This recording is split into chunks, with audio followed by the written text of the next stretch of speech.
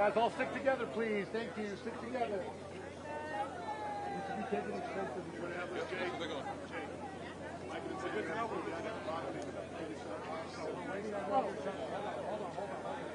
Hold him. Jan, why did you release that?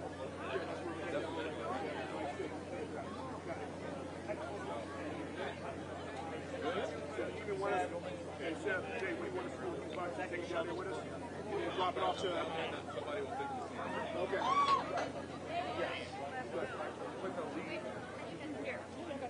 We're not here. Right? Yeah, pull that. Pull all of them.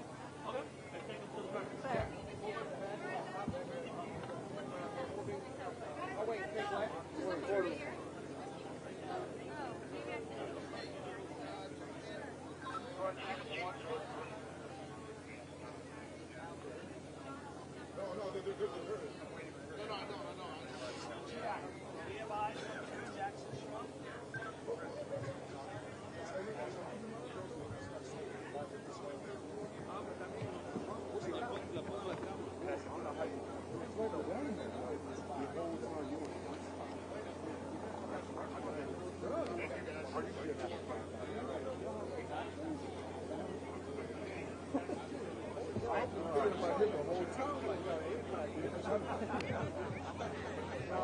Just have a twisted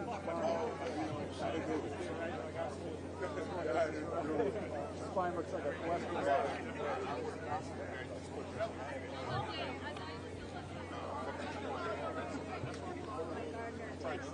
She tells me today. I gave my food a week off next week, she won't be there. Why didn't you tell me last week? Yeah. That's for you to do the Being out there for a long time. Oh, too long. We're going to need a see today.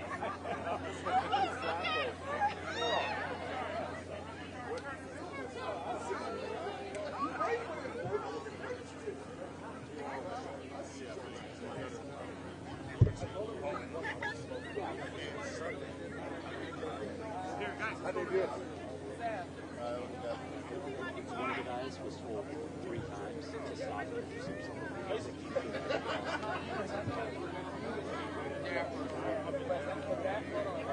We needed dedicated crew for everything the same.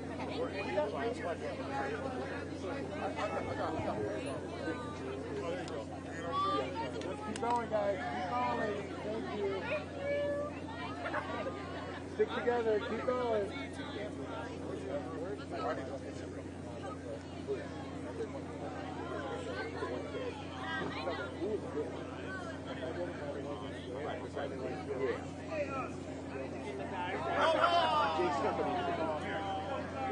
He's important. He's a picture way better guy. Way better guy. Let's go, ladies. Let's go. You'll be left behind. Thank you. Thank you. No. The guys that work with me there were wondering if they can get a break. Started. Alright, guys. Thank you so much. Let's go, guys. Nice job.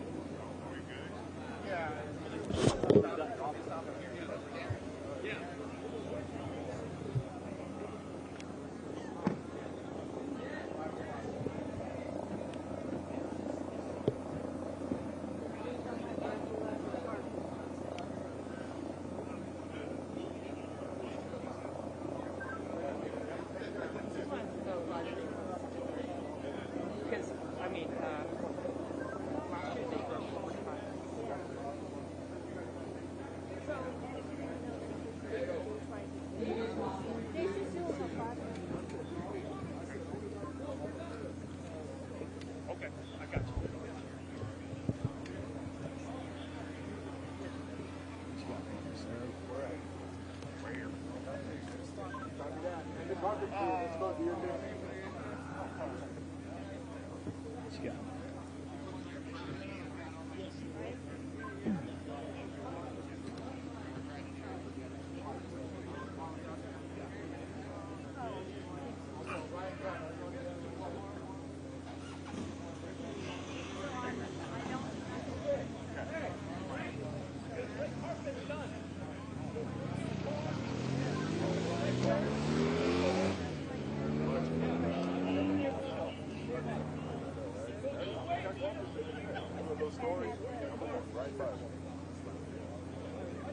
I did the cover class.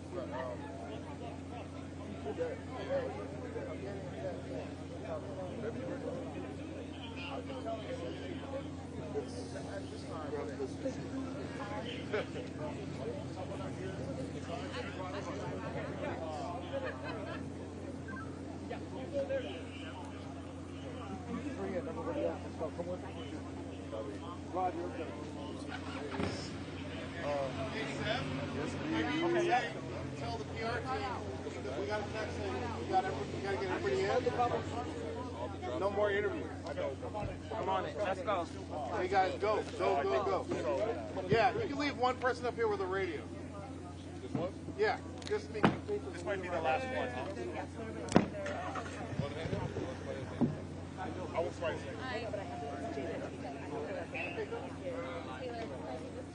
It's an empty thing. Absolutely. Come on this way. Just let them go. We closed the interviews, so.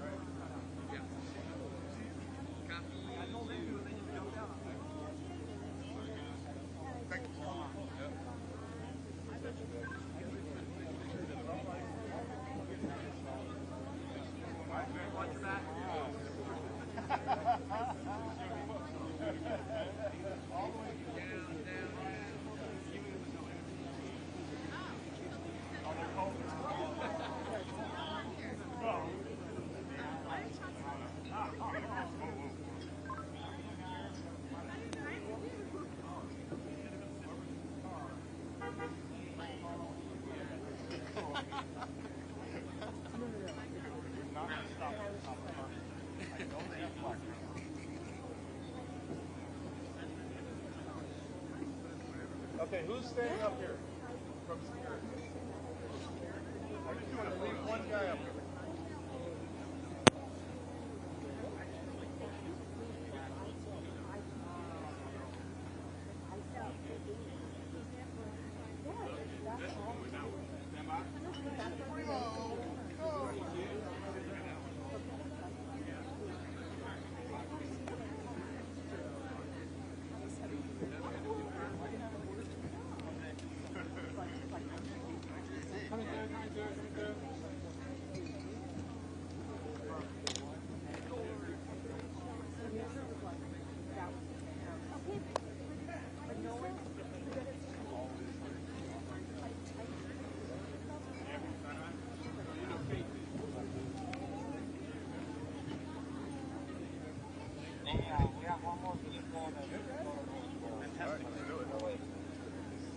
Joseph, you ready? Yes.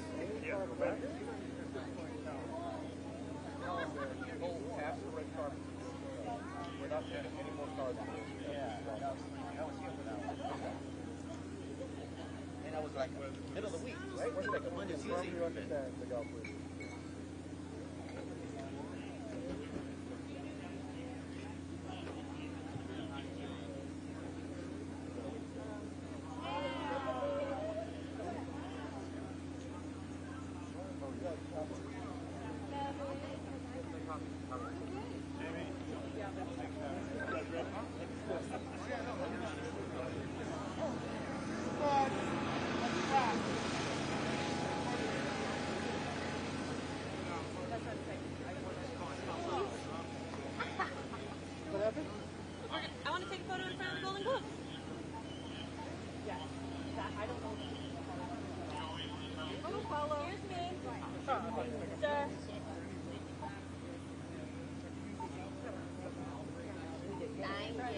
take like a quick, like 10, 15.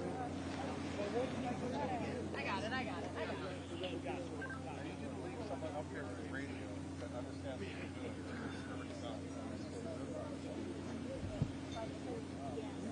Again.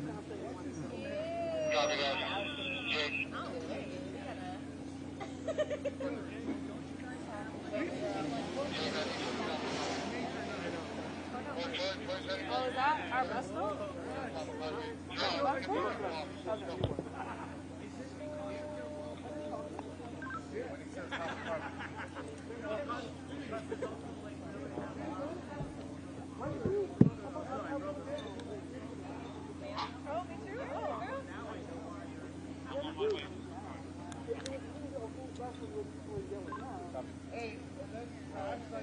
Wait, that bag's mine over there.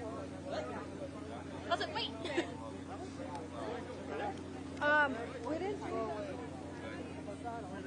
The hard close carpet guys, you gotta push everybody in. They want people in the seats right now.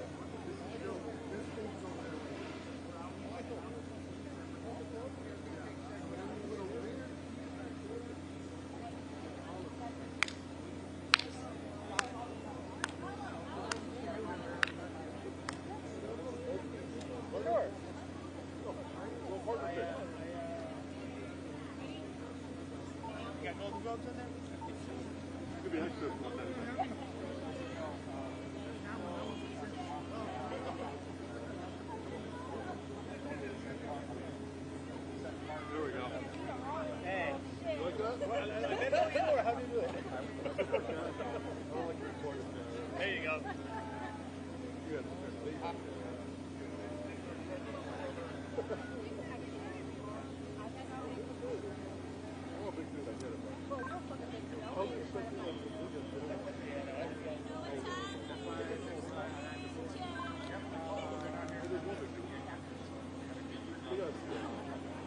Chris, are you copying the CV?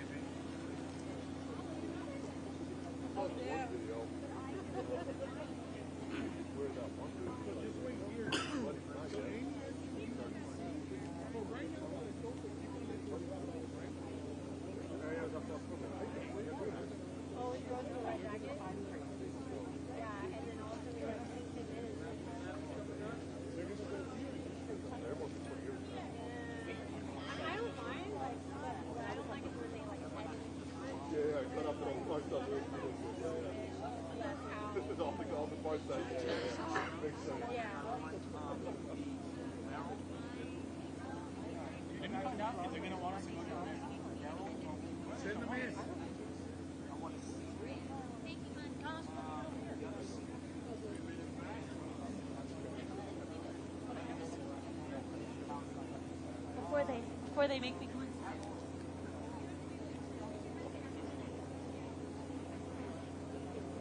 Oh, that's good.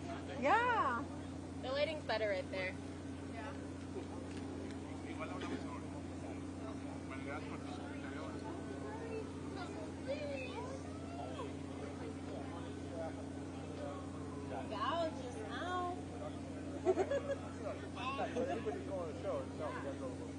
Got it. All right, thank you. All good?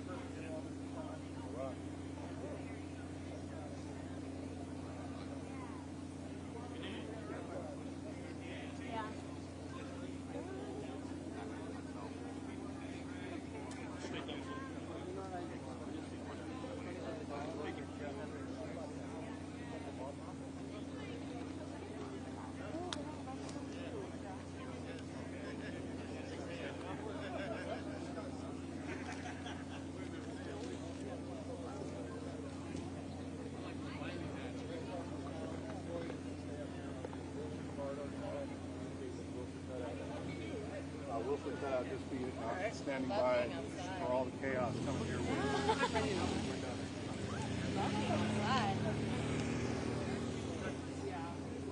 Okay.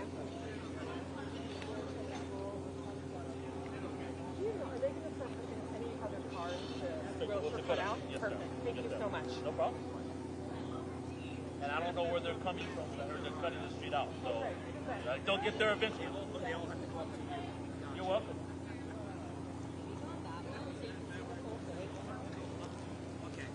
Ooh, right here. Right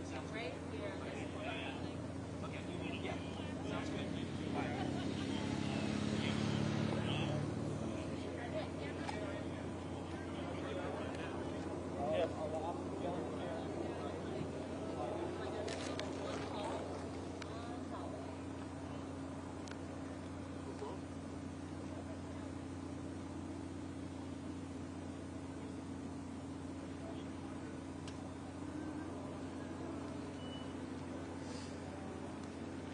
Where'd Paula go?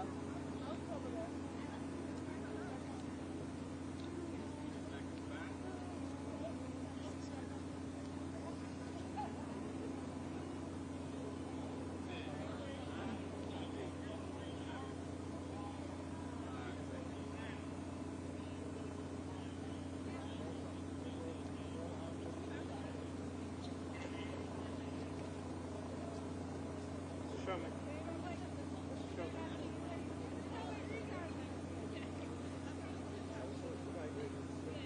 No, sir. Thank you. Mm-hmm.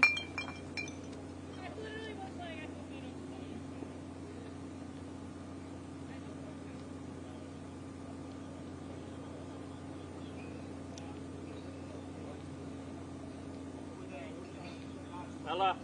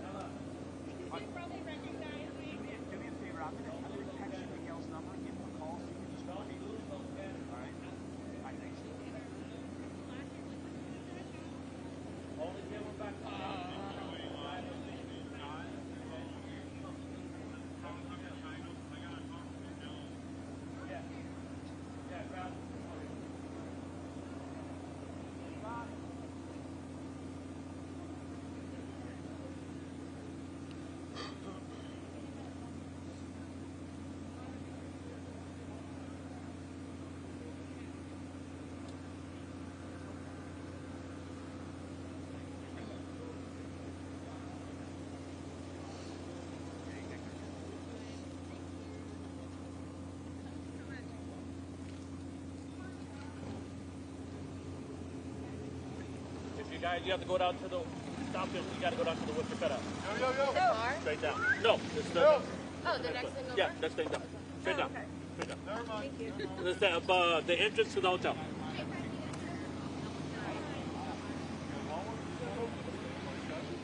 No, no one else is coming to work. Done. So hold on to it.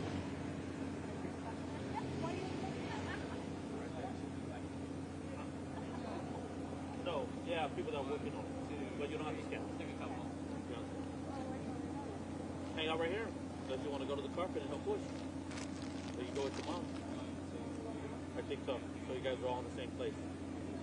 And then I'll come meet you. Tell your mom I will meet you guys in the lobby when you're done. Like you check out the stuff. We can. Yeah. Once the carpet is clear, take a picture with it.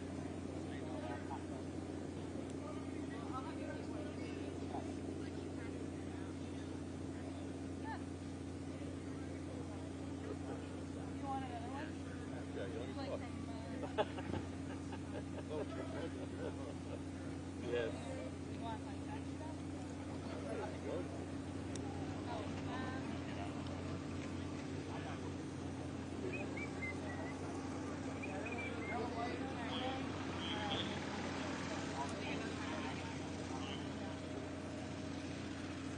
Looks like it went pretty smooth up here. Oh, real smooth. Yeah. No bottleneck, nothing. Had a couple people that was there. Had a what? Had a couple of groups that was Yeah, no, nothing crazy.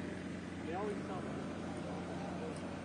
Nah, You got the right people up there, man. You got organization. that's it. It ain't gonna be fair. Common sense. All this job is coming. All it's ever been. All is everything. That's right. Bomb is to bring low budget. Oh yeah. They don't You give a know, shit about nothing. they gotta fill the space, and I'm like, yeah, but Yeah, they no. want to fill the spot, yeah, man. Yeah, Come but on. then put them on the perimeter. Put them in a place where they can't hurt you. Which is like nowhere, Yeah, exactly. Somewhere in the corner. right? Huh? There we go.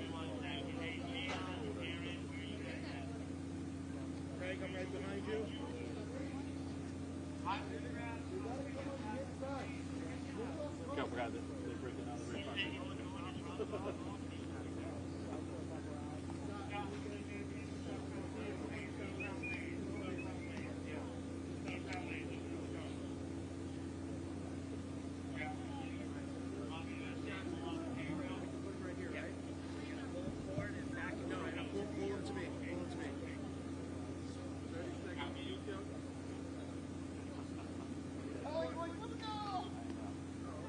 You don't even have labor crew. They don't have labor. It's Jack and Trump. They're their own labor.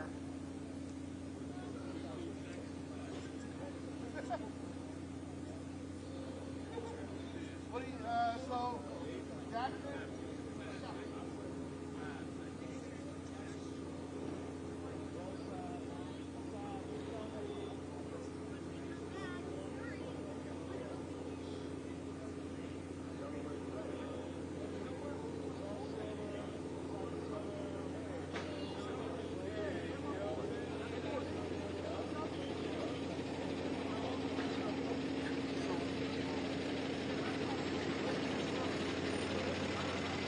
Pull up over there, yeah?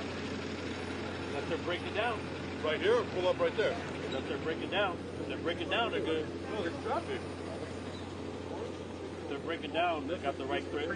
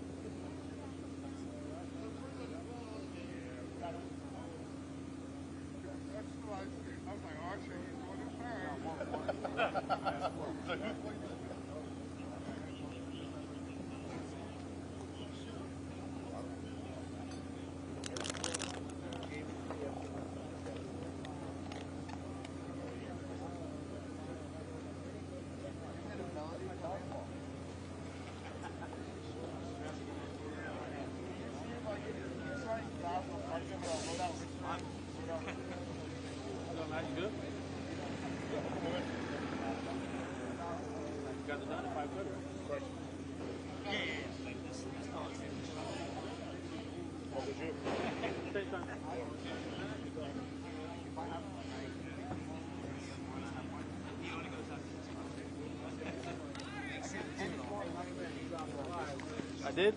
Oh. A little bit. Yeah. That's going to have purple wristbands with his loadout. Told the guy, hopefully he'll be able to get it. Unless they have markers. You're still coming in, huh? Yeah.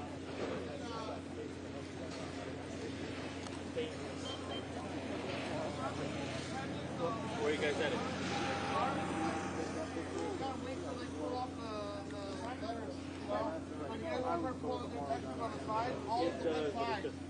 On the west side, starting that way. Put everybody over there. Thank you.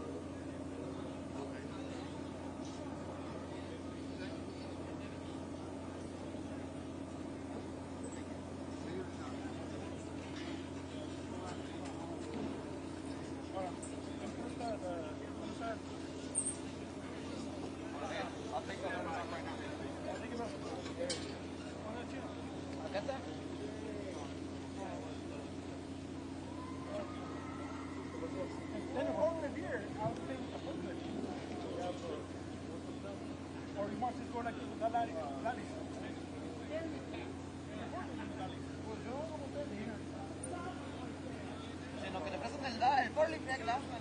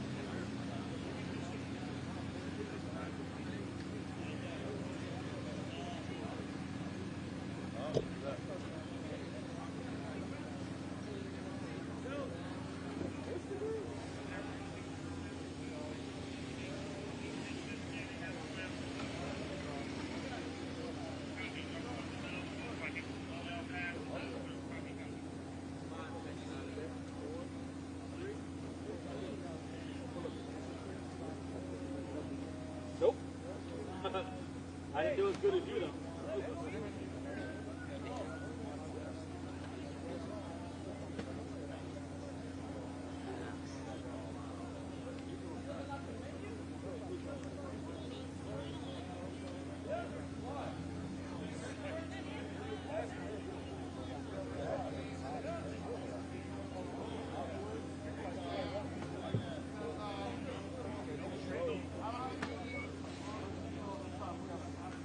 Thank you, man.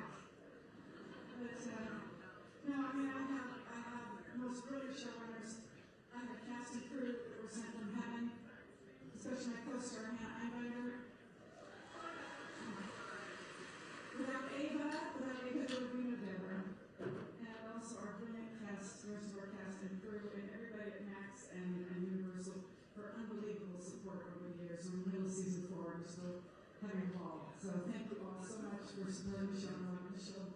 Love you guys. Thank you.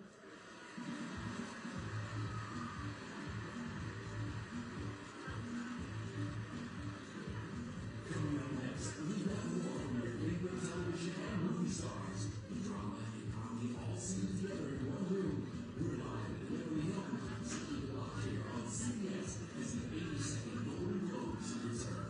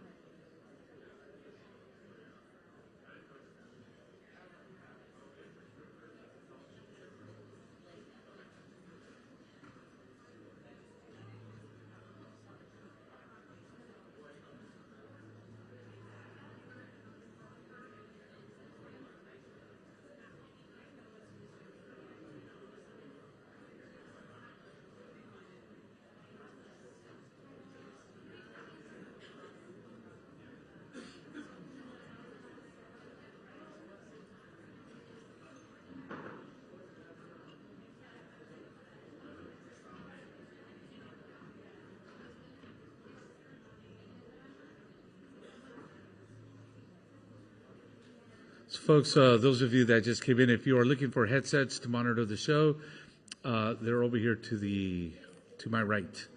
Talk to Stephen. Thank you.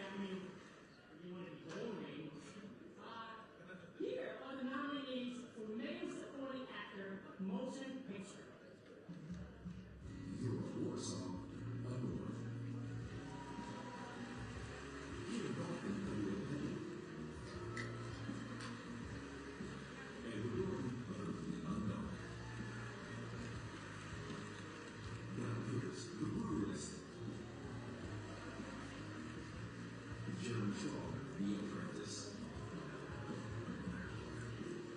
Denzel Washington, Magnificent.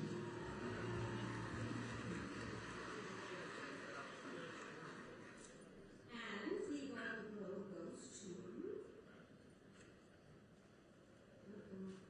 Here it comes!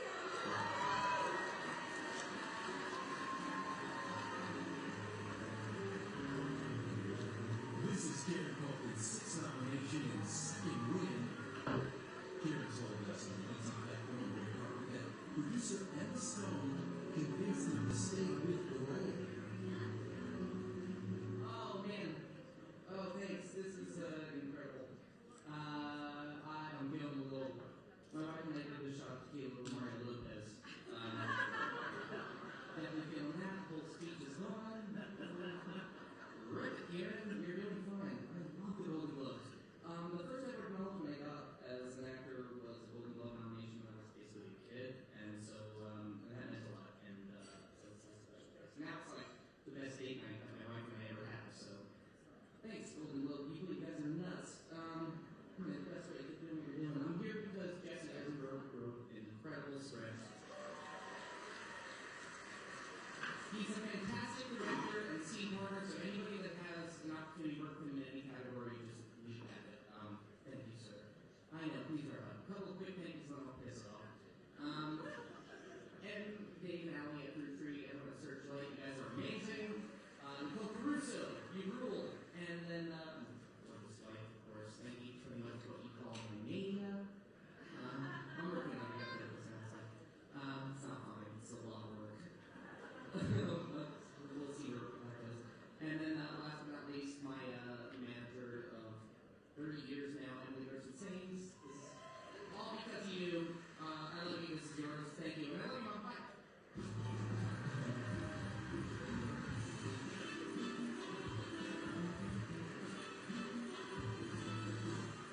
From the substance, please welcome Golden Globe nominees, Margaret Qualley and Billy Moore.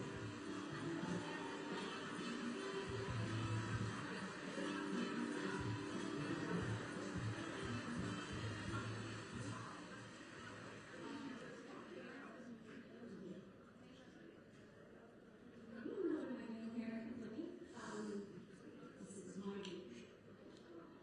Yeah, but it's the Golden Globes, so I know we have to respect the comments from you. I know. I was wondering. Yeah, it's so much. All right, we are one. So, should we do this together? What's the worst thing that happened? Here are the nominees for Best Male Actor Drama Series. Mr. and Mrs. Smith. Jim Gyllenhaal was in Vincent. Gary Oldman, Slow Horses. Eddie Redmayne, The Daily Show. Bill Style, Short. Bill Norton, Landman.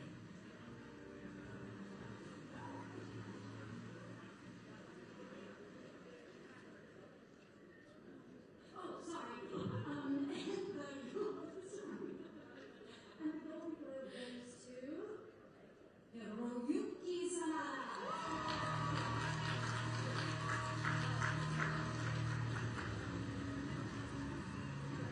This is Sonata's first nomination and first win. Season 2 of show is expected to go into production in 2025. Sonata told us that it's 3 things to get that signature.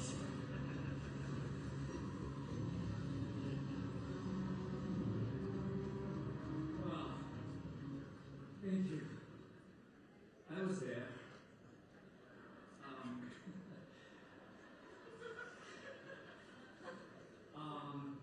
Thank you, Golden Globes, for recognizing me. I'm so happy to be here with these great nominees. Thank you, FX, Disney, Hulu, and all the cast members.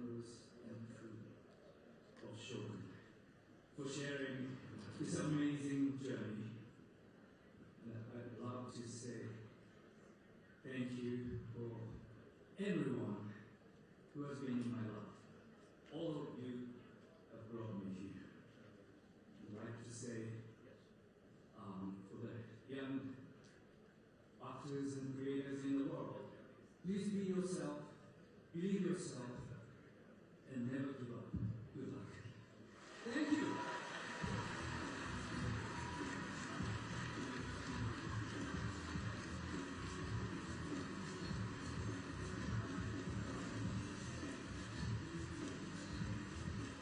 Coming up, candidates and Andy Ramos with supporting male and female TV actors, plus more gowns and tuxedos.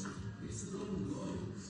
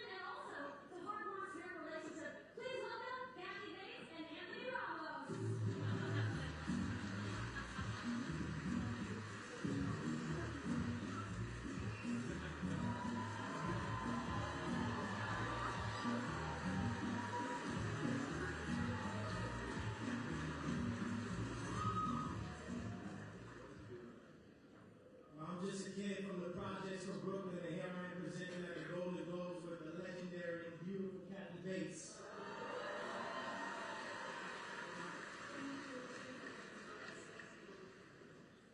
But you know, I wanted to pick your brain really quick. You know what I'm saying? What are 3 things you would suggest to artists such as myself on having a career with longevity? Number 1, when he goes to Nashville, read your show. Unless it's still perfect. Okay, shout out to you. Okay, well, that's how.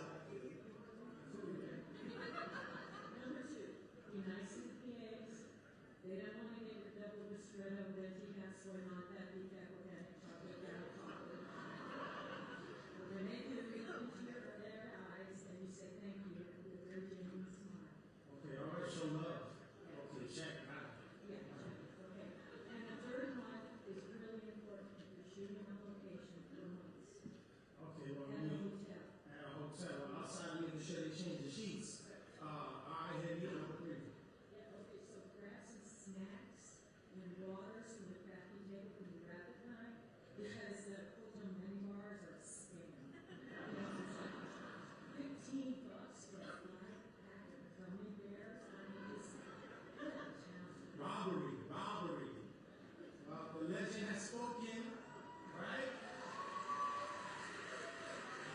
Now, here are the nominees for Best Supporting Female Actor in a TV series.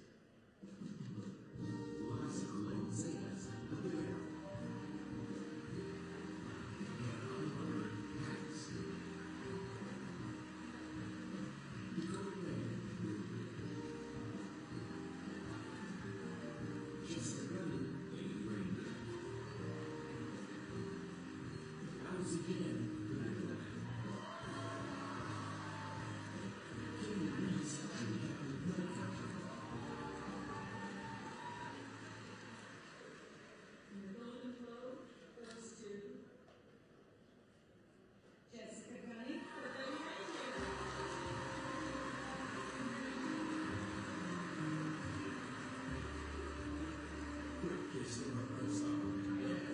This is Jessica Gunny's first nomination and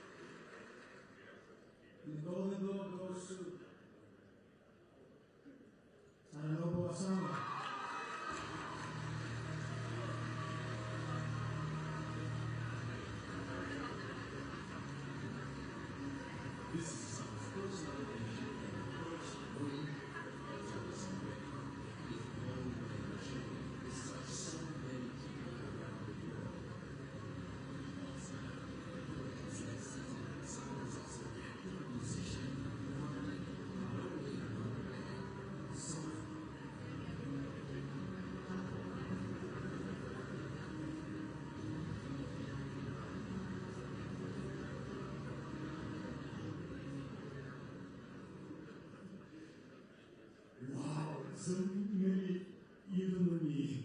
So, I'm an actor from Japan, and my name is Masano.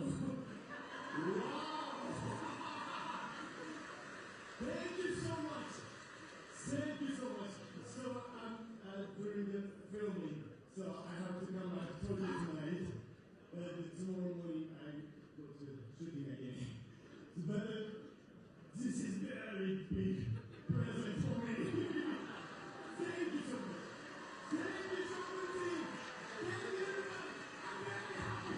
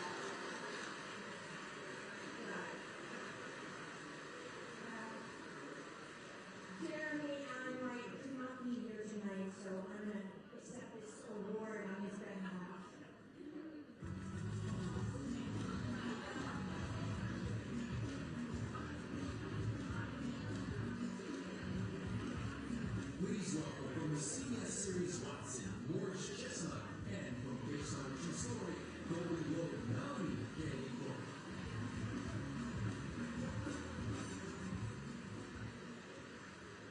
It's our pleasure to present the award for Best Screenplay movie. Yes, as actors, there are a lot of things Morris and I look for in a good screenplay. Yes, like compelling characters, Well-crafted dialogue, aesthetic, scenes of revenge, betrayal, and murder. a unique point of view. A unique point of view on revenge, betrayal, and murder. Too soon. Well, this year's incredible nominees for Best Screenplay Motion Picture are Jacques Audiard, Amelia Perez. And you know English?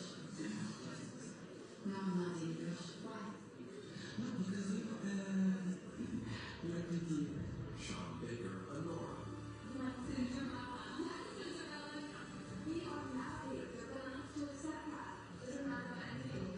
Randy Corbett, Mona Maxwell, The Brutalist.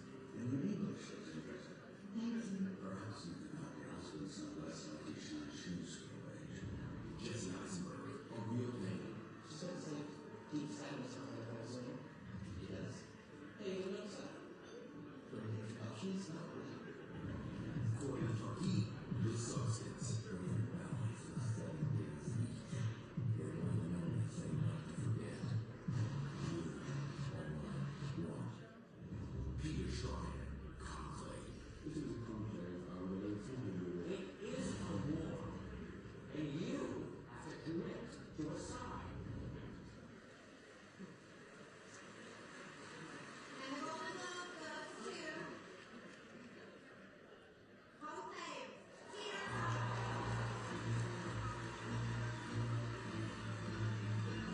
This is Peter Strahan's first nomination and first win. Strahan adapted the screenplay of the film, which is based on Robert Harris's 2016 novel of the same name. The film takes place for 72 hours during the conclave to select a new pope.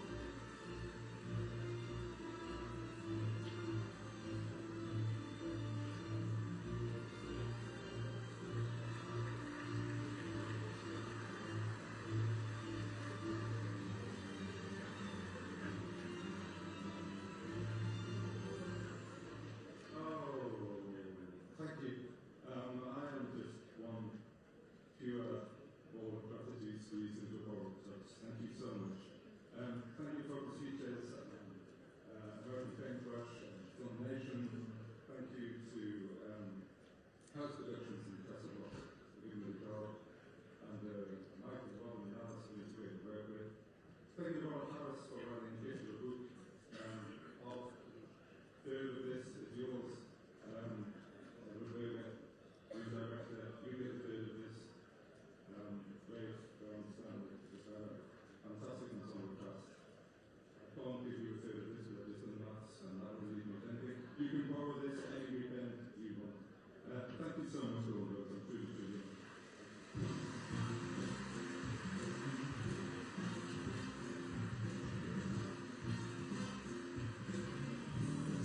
Next award from the Netflix Summer Special, your friend, Gabe Argenzi. Please welcome Argenzi.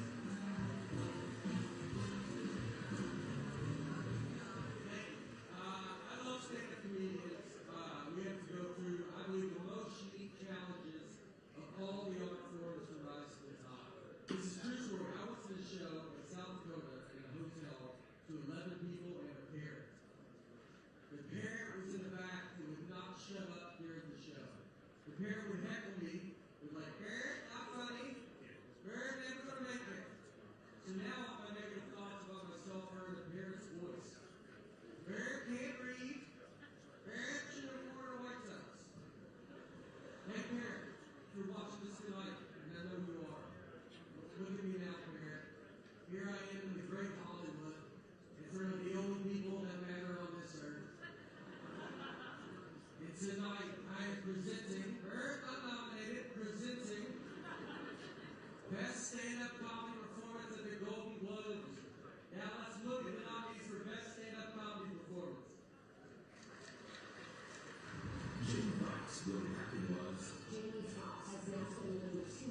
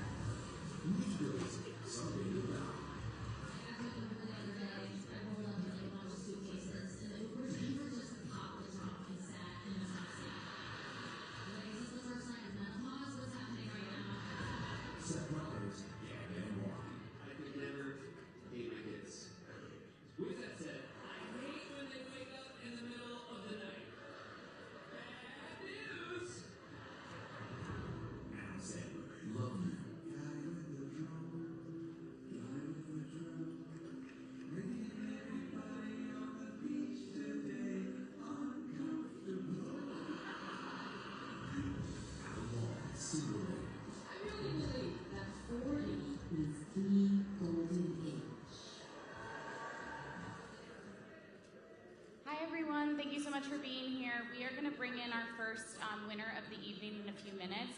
Just wanted to give a few quick reminders. We will do 3 questions for this winner. We ask that when they come in, we're excited and celebratory that they just won a Golden Globe. It'll be out of order of who is winning this evening, just due to who is press okay, so please just be patient with us as we're learning from the stage managers who is press okay. Our first winner in the room this evening will be the winner for male supporting actor, Todonobu Usano from Shogun. So please prepare your questions. He's coming in a few minutes. When you're ready with a question, you can hold up your placard and we will start choosing.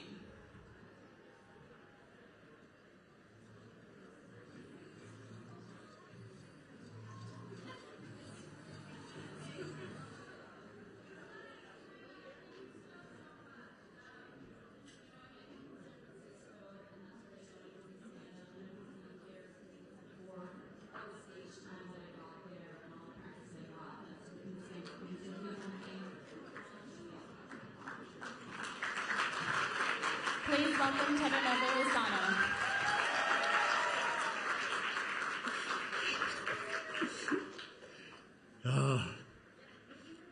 Please hold up your placards for the questions that you have for him.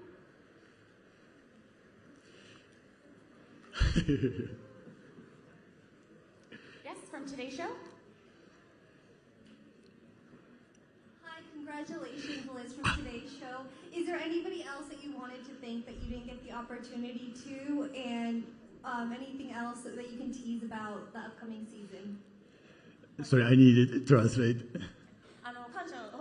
感謝の気持ちを他の方に言いそびれたらこの場で、あとは次の将軍シーズン2についてちょっとなんか教えていただけるのかな。そうですね、やっぱり本当に支えてくれた家族やもう本当にスタッフの方たち、もうキャストの方、あとはもう本当に日本の応援してくださっている皆様方、もうみんなに本当に感謝してますし、あとは本当に一番最初アメリカに来るきっかけをくれたそのケビン・ターレンさん、もう残念ながら昨年亡くなってしまったんですけど、その方に本当に感謝したいですね。はい。So to answer the first portion of your question, yes, I definitely would love to thank my family, the cast and crew of Shogun, all the fans in Japan, everyone, and I would especially love to thank Kevin Turin, who passed away, I believe, in 2023. He was really the first person to bring me to the U.S. and give me the opportunity. そうですね、将軍の次のシーズンについては僕も何も聞いてないんですけど、僕はもうシーズン1で死んでしまっているので、どうなるのかさっぱりわからないですね。Yeah, so I haven't heard anything about season 2. Unfortunately, in season 1, I died. So, yeah. I don't have anything to tell you about season 2. Okay, next question. ABS CBN in the back. We'll get you a mic 1 second. They're bringing it over.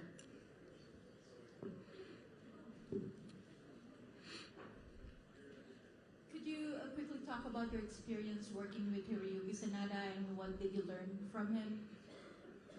ヒロさんと仕事してで、今回は何を学んだか。そうですね、本当に僕は19歳の時に真田さんと初めて共演して、で今日までいろいろたくさんお世話になったんですけど、やっぱり将軍ではやっぱりその今まで演じてきた役とか自分が経験してきたことをやっぱり全て活かせるっていうことを真田さんを通じて知れたので、その姿を本当に将軍の撮影現場で間近で見れたことは本当とても大きかったですね。So the first time I actually worked with Hiro Sanada was when I was 19 years old.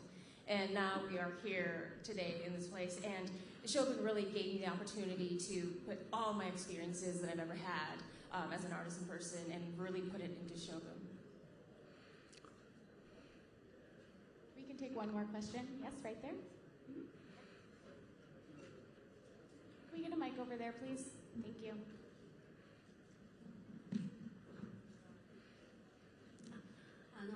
日本の読売新聞の後藤と申します。この度はおめでとうございます。今回浅野さんが受賞されたということで、日本の若い俳優さんも大変勇気づけられたと思うんですけれども、若い俳優さんたちに向けて一言メッセージをお願いしたいのと、次のハリウッド作品のオファーはもう受けていらっしゃるんでしょうか。I'll just interpret that really quick for the rest of y'all. So do you have any messages for the young Japanese actors coming up in Japan right now? And the second question is, do you have any U.S. projects coming up? そうですね、本当に若い俳優さんたちに、まあそうですね、僕でもできることだからみんなには絶対できると思うんで、本当に少しでもなんか希望を持ってたりとか夢を持ってるんであれば、とりあえずやっちゃえばっていうような感じですかね。はい。So the first portion of the question is that I feel that if I can do this, then anyone can do this, and to not ever lose hope and keep working at it. あとは、はい、そうですね。今一つ監督と一緒にお話ししてる話があって、まあその作品がうまくいけば一つ、はい、可能性がありますかね。Yeah, so I'm currently in talks with a director right now about a new project. So hopefully that'll be the next project. Well, I'll let you know. Thank you. Congratulations. Thank you so much. ありがとう。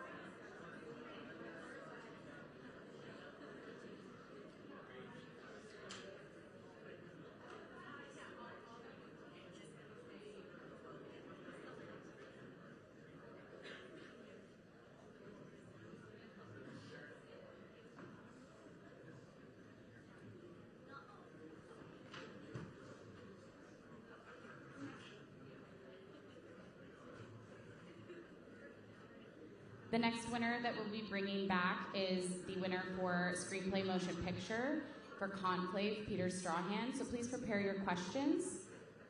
Thank you.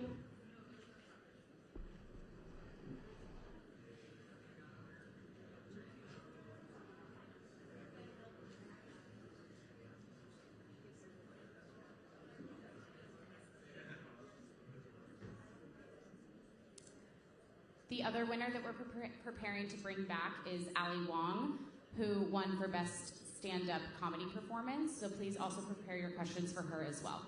We'll announce who is coming in as they're entering. Thank you.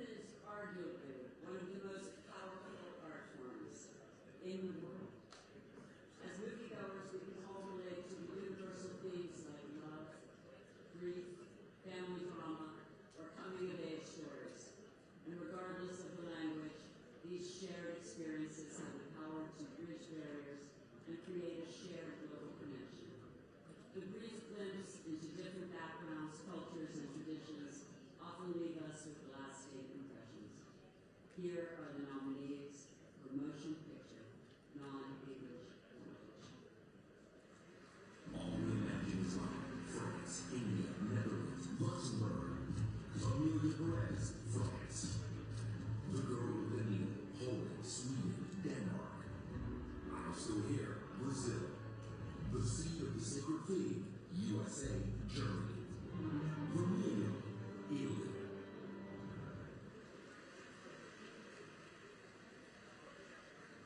And the Golden Globe goes to Emilia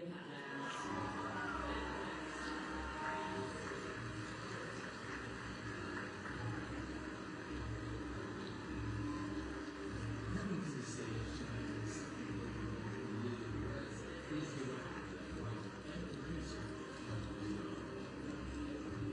Originally, he had worked as an opera with 4 different acts.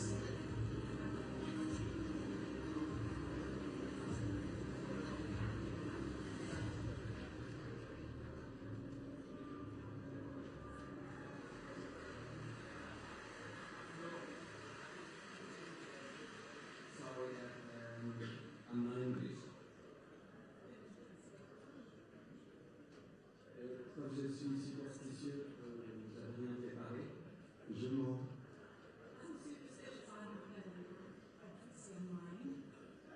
Je vais être tout à l'heure.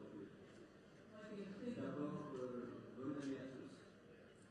Good, happy New Year to everyone. Et de la santé. Health Et puis du moral, parce qu'aujourd'hui, c'est ça qu'il va en falloir. and nerves of steel is your week in 2025. Merci du fond du cœur. Merci de célébrer à travers nous une certaine idée de la guérison. Thank you from the bottom of my heart. Thank you for celebrating with us a certain idea of forgiveness.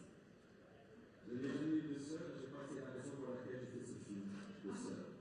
I don't have sisters, and that might be the reason why I made this film about sisterhood. S'il y avait plus de sœurs dans le monde, peut-être ça aurait été meilleur. There are more sisters in the world, maybe it would be a better place. Je tiens en tout cas à remercier toutes les sœurs de la Hollywood Foreign Press Association, I'd like to thank our all our sisters in the Hollywood Foreign Press Association, toutes mes sœurs de Netflix, all my sisters at Netflix, Personne Sambas, et la Bajaya, Ella de la Fête Cinéma, Belara, Cinema, Jérôme Sédou, mais mes sœurs de Wayne, Pascal Cocheux, my sisters at Why Not, Estelle Bushman, et puis bien sûr, ces hommes, nos grandes sœurs à tous. and of course our sisters at Sutherland, our big sister, Chelsea. Alors voilà, je vais continuer par des choses un peu rapides. Dans ces temps troublés, j'aimerais qu'Emilia Pérez puisse être une lumière. In these troubled times, I hope Emilia Perez will be a beacon of light.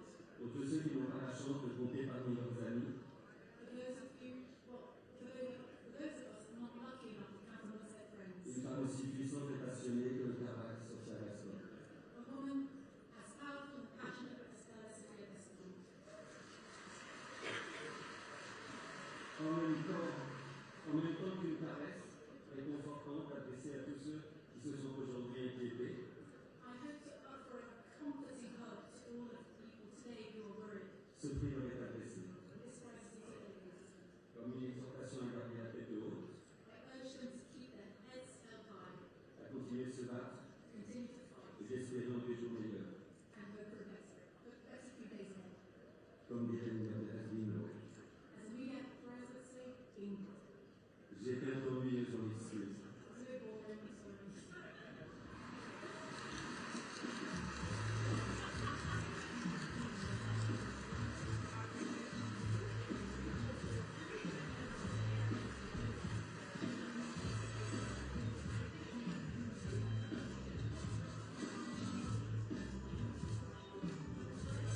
Please welcome the upcoming actors in the Oscar Gorge, Andrea Taylor-Joy and Miles Teller.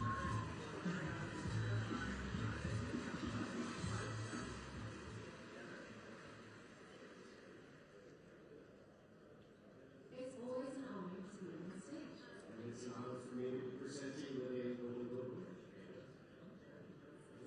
The nominees for Best Actor in a Limited Series Anthology or TV movie definitely deserve an outstanding performance.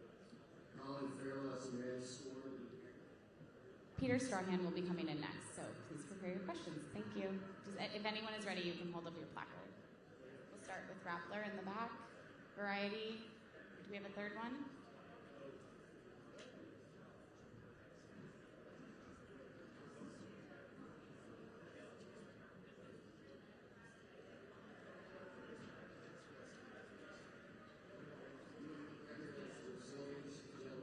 And we'll do Build as the third one. Thank you so much.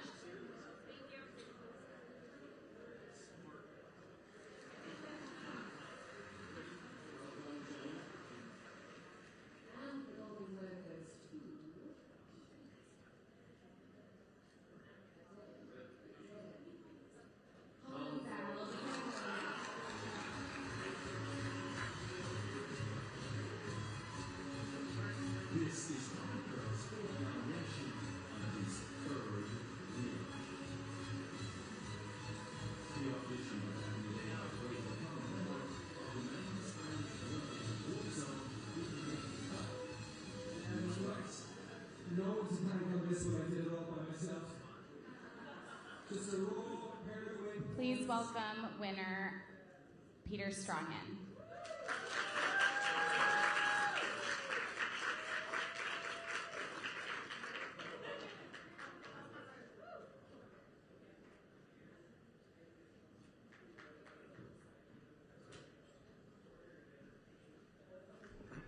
First question, please.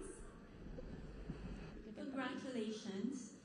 My question is, Conclave was based on Robert Harris's original book, where a crucial character, Vincent Benitez, is a Filipino, assigned as the Archbishop of Baghdad. In the film adaptation, the character's nationality was changed to Mexican. Carlos Diaz did a great job as Benitez, but can you comment on the nationality change of a crucial character? Yeah, it was led by casting, to be honest. I mean, we started in the Philippines. We were looking for quite specific parameters for the character of Benitez. So it was, and we cast a wide net. We started in the Philippines, but we looked in a lot of places. In the end, Carlos was the person who we felt gave us what we needed. Hey, how are you? Hi. Congratulations, I'm Cassie Steffen with Variety.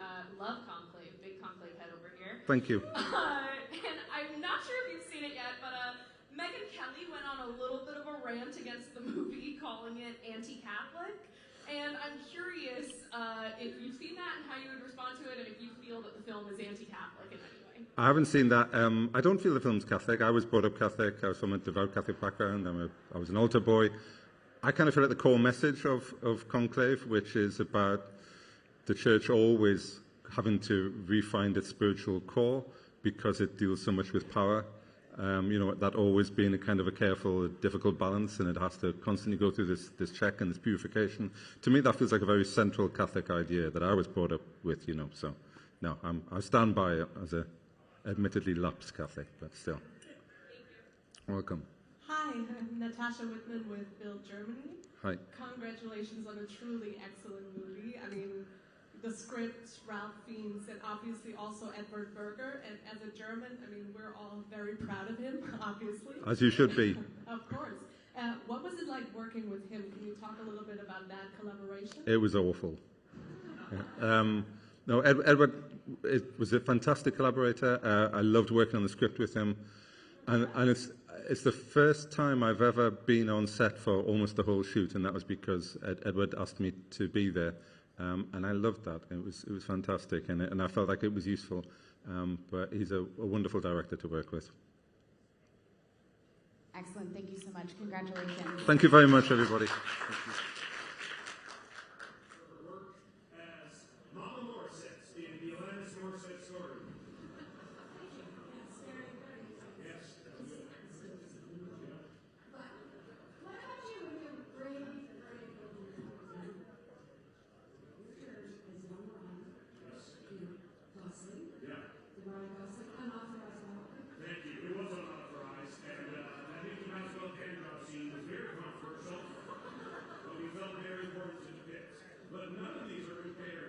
Your Gilded Gretzky-winning role in An Honors Tale. The story of a woman who rescued an honors dog and nursed it back to health with her own breast milk. And ever since I was a child, I've wondered how you saw those scenes with that honor. Painfully. Yes. The honor was mine, and I lost half a nipple. But that led to a lot of fun, very hard R-rated comedies. Yes. And we really cleaned up Oh yes, Pipeline Calling was great. See, you see, Canada, we don't have America's pure example roots, so pornographic films are as lauded as non-pornographic films. I also did a lot of Canadian adult work. Log Riders was great. Sticky Syrup, and of course, the Moose Knuckles trilogy. Moose Knuckles 2 was a massive hit. Oh yes, Moose Knuckles 2, Knuckles Deep. 1. Canada's most illustrious adult film award, actually. Wait, you won the Beaver. We won the Beaver. Actually, we swept the Beaver Zaggy. It was a multi-Beaver winning film, yes. Thank you, my mother especially loves Knuckles Deep. Anyway, as we know, of course, there is no higher honor, though, than winning a Golden Globe.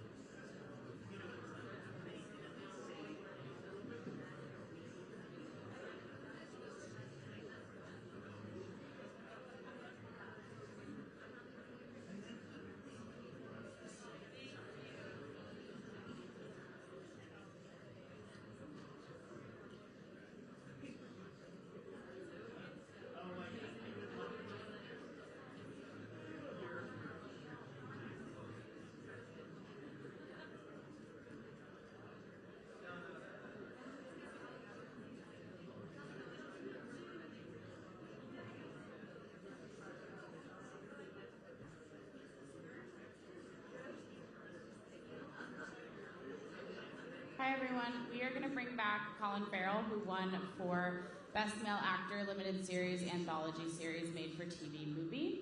Please prepare your questions. Thank you. You can hold them up when you're ready with your questions and we'll go. I think you held yours first. Okay, we'll go Express, Hello, and E! Online. Great. Thank you.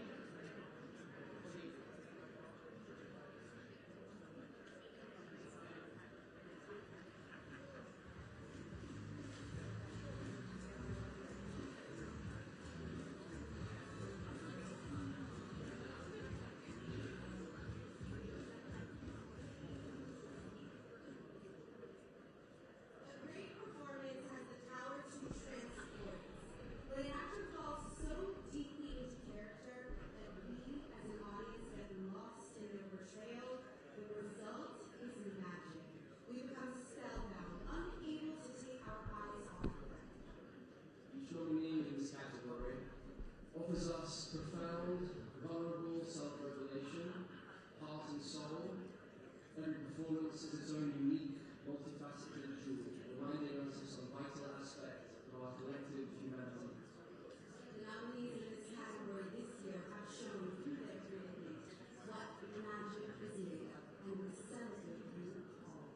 Here are the nominees for Best Female Actor, Motion Picture, Musical, or Comedy.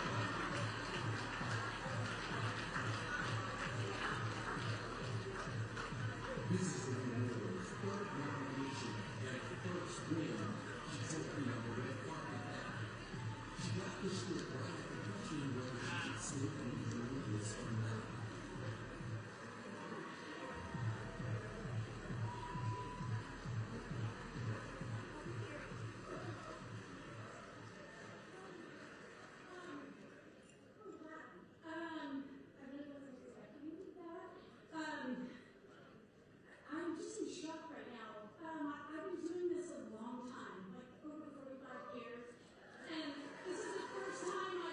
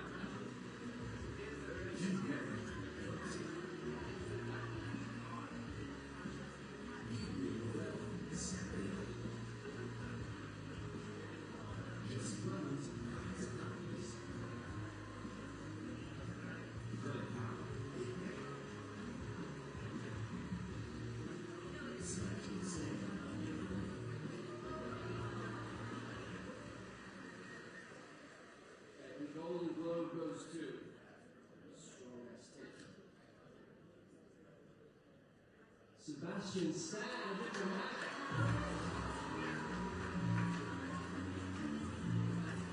This is Sebastian Stan's third nomination for his first week.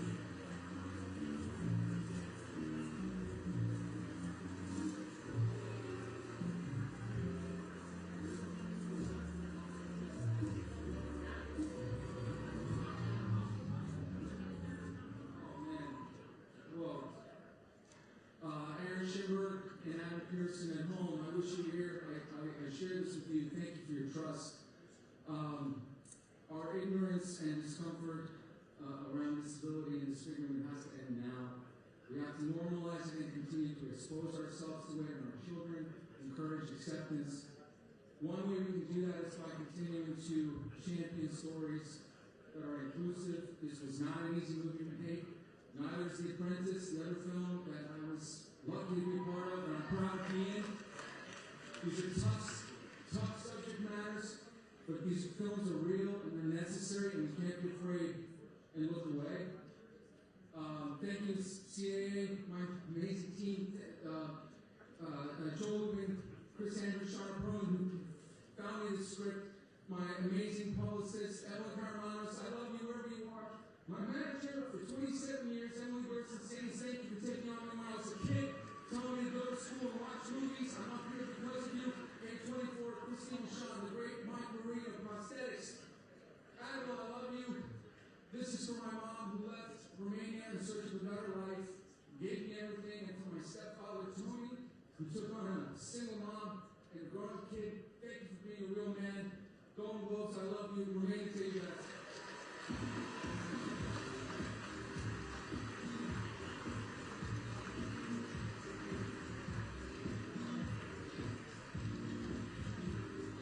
What's better than two superheroes?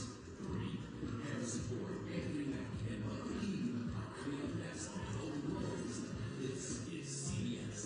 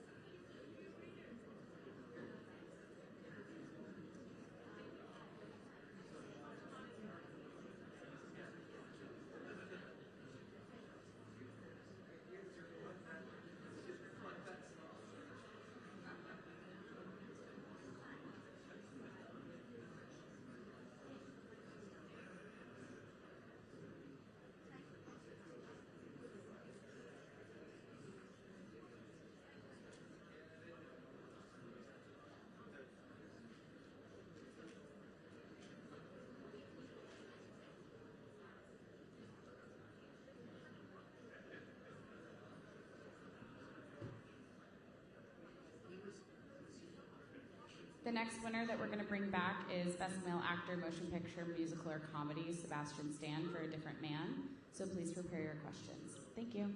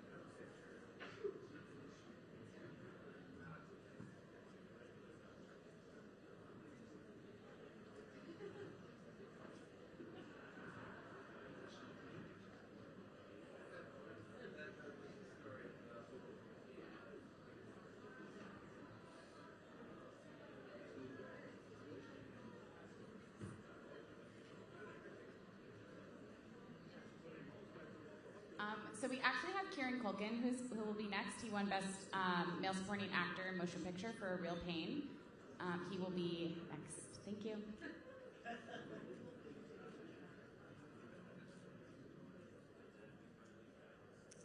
If you're prepared with your questions, we can pick them now, so we're prepared. I think these two decider, and I'm sorry,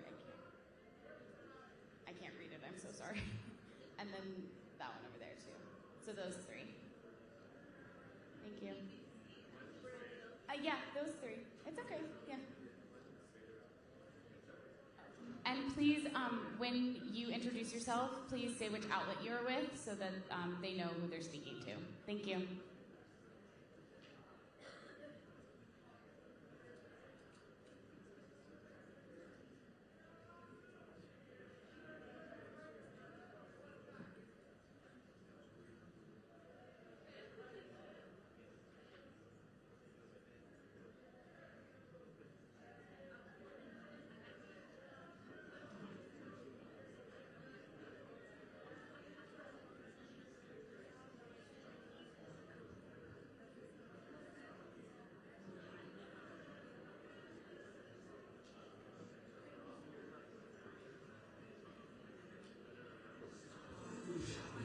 We already have three. I'm so sorry.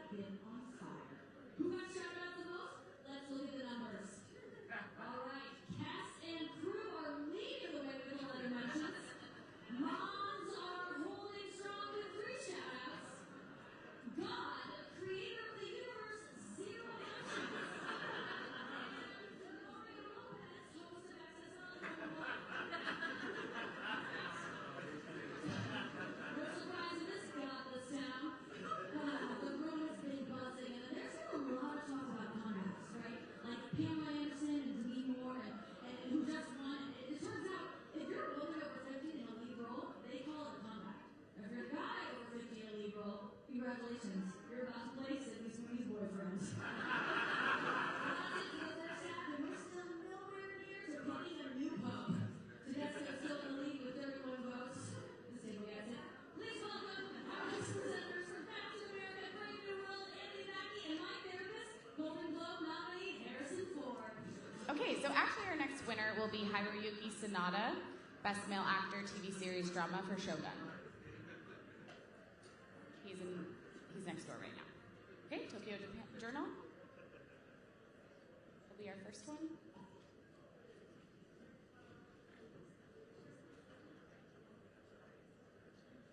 And then we'll do that one, and I don't know who has done both of you. We'll do those four.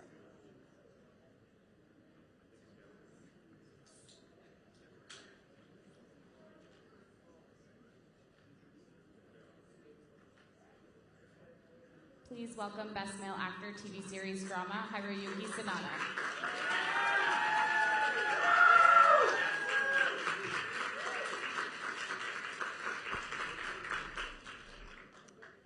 Thank you. Woo. Hi, Anthony Aljani from Tokyo Journal. Hi. How does it feel to be recognized at this level, to be the first Japanese to be recognized at this high level in Hollywood? It's a lot for me. I grown up in Japan and then started from child actor when I was 5 years old.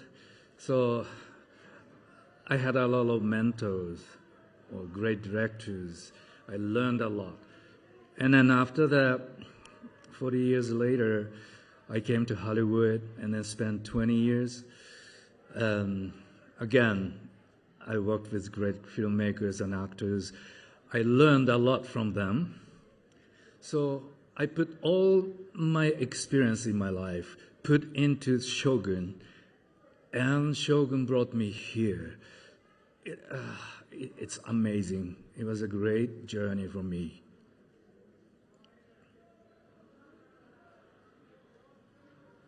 Congratulations, I'm in for a wedding with Rappler.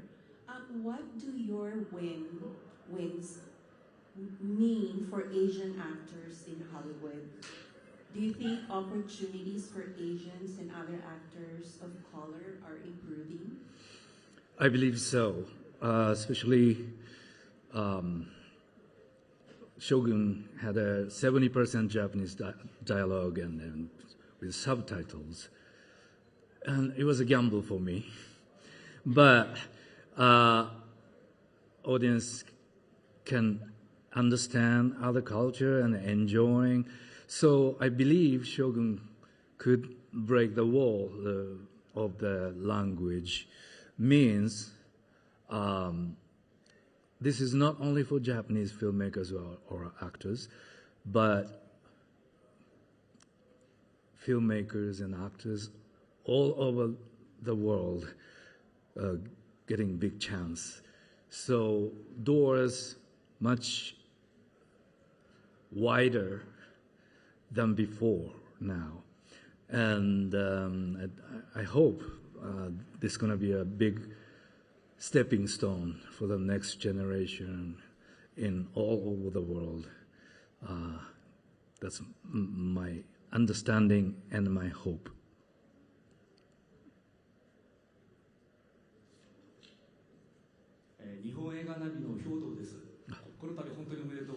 ありがとうございます。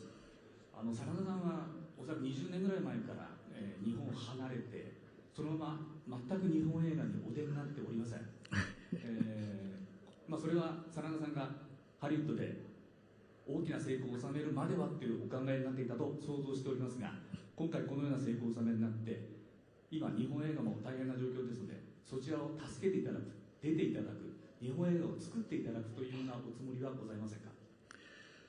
当初ロサンゼルスに移ってきた時は、行ったり来たりしながら両国の日本かもしくは世界の違う国の作品行ったり来たりしようという思いで来たんですね。なので日本映画を避けていたということもないし、その間送られてきた脚本は全て読み、プロデューサーとも打ち合わせをし、結果撮影に至らなかったというだけのことなので、今後も機会があれば今まで通り吟味をしてやっていくつもりですし、また日本にいながら海外の作品に出るというのが、当時は何かゲスト扱いされているような気がしたので、ここはしっかり踏ん張って、続けなければという思いでやってきて、結果20年経ってしまったんですけども、スタンスは未だに変わっていないので、変わらず、どこの国の作品であれ本を読んで吟味して心がなびいたものに参加していくという、つもりです。They are enjoying. Who won? Who won? Woo! Congratulations. Thank you. ありがとうございました。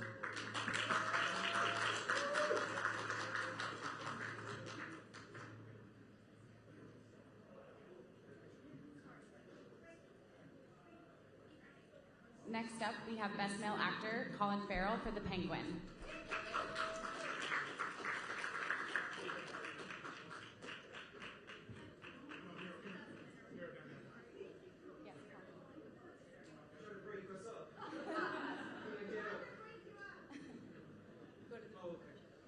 That's okay.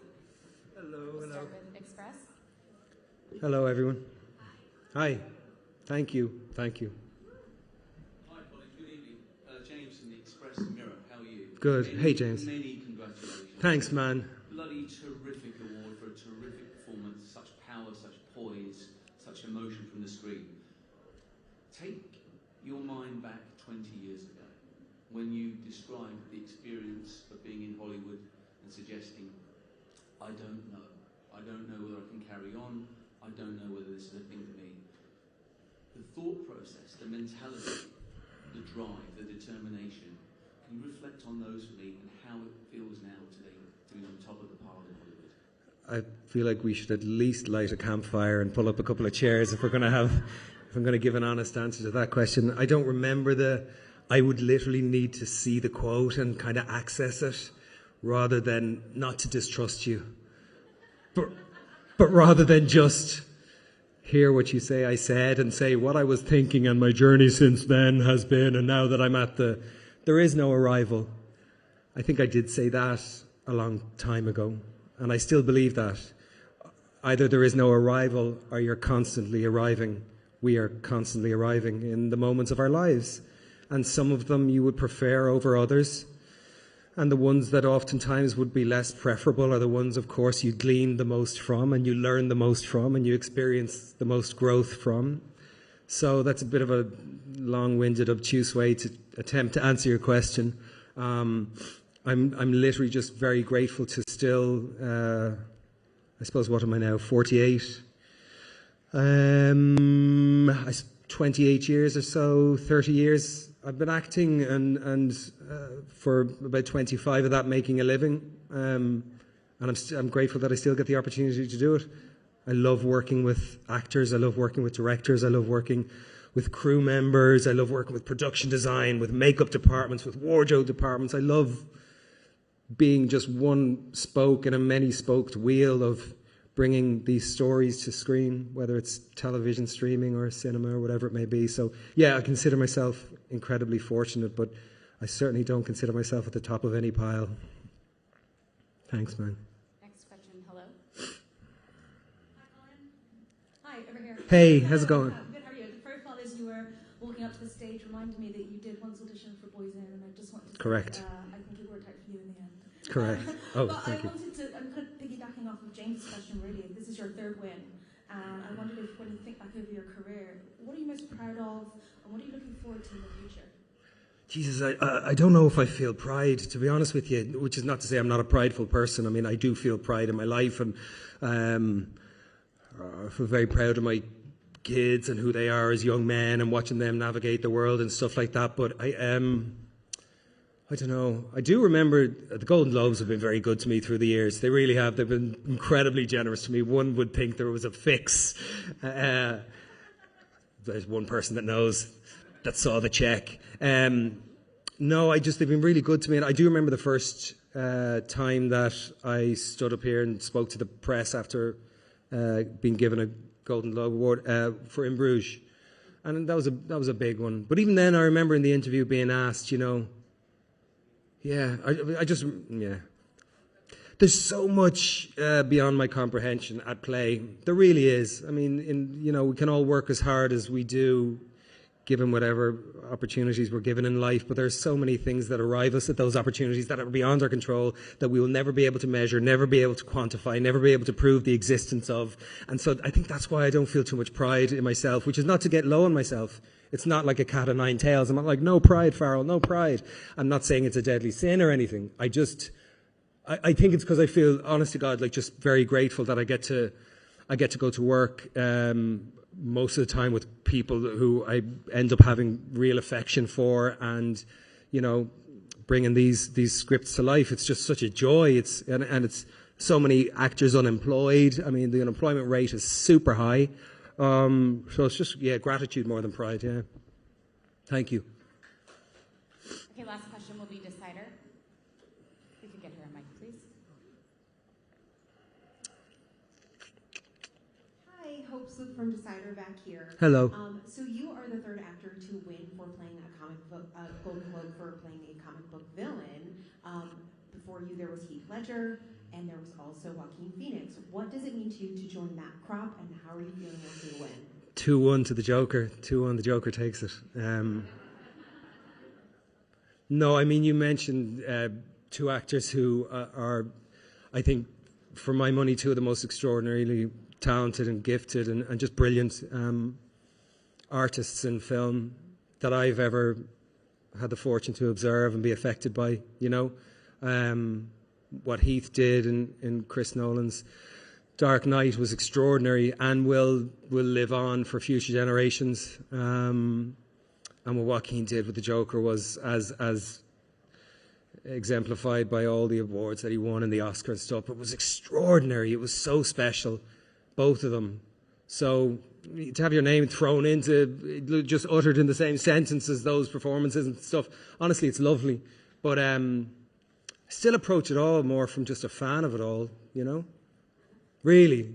Like, I don't feel like I'm part of that pantheon. I won't be going home tonight going, I'm part of that pantheon. But yeah, just Joaquin and Heath, just two extraordinarily honest, brilliant actors, and what they both did with the Joker was extraordinary, yeah.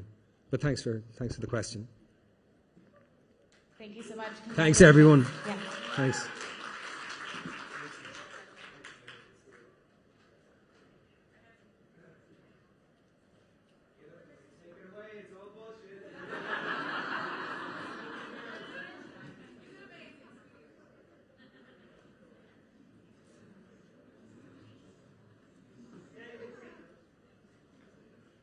Please welcome Best Male Actor, Motion Picture, Musical, or Comedy, Sebastian Stan for A Different Man.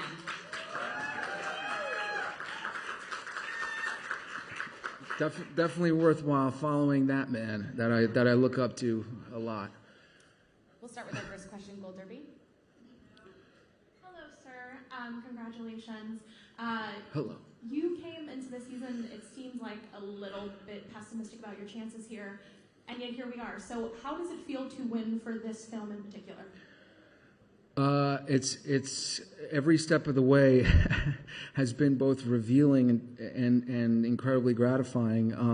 You know, this film we did 2 years ago, and then the strike really delayed everything, and then we had to wait, and we went to Sundance and then Berlin, and again, you never know, right, when it's going to come out later, and the fact that it came out now, it's always a busy season, and especially wanting to get people to see the film because of what it speaks to and how brilliant it is, and written to me. And this particular writer-director really deserves to be working and be telling these stories. And so that's, I think, what this, for me, signifies, you know, and it's a great acknowledgement that I'm very grateful for.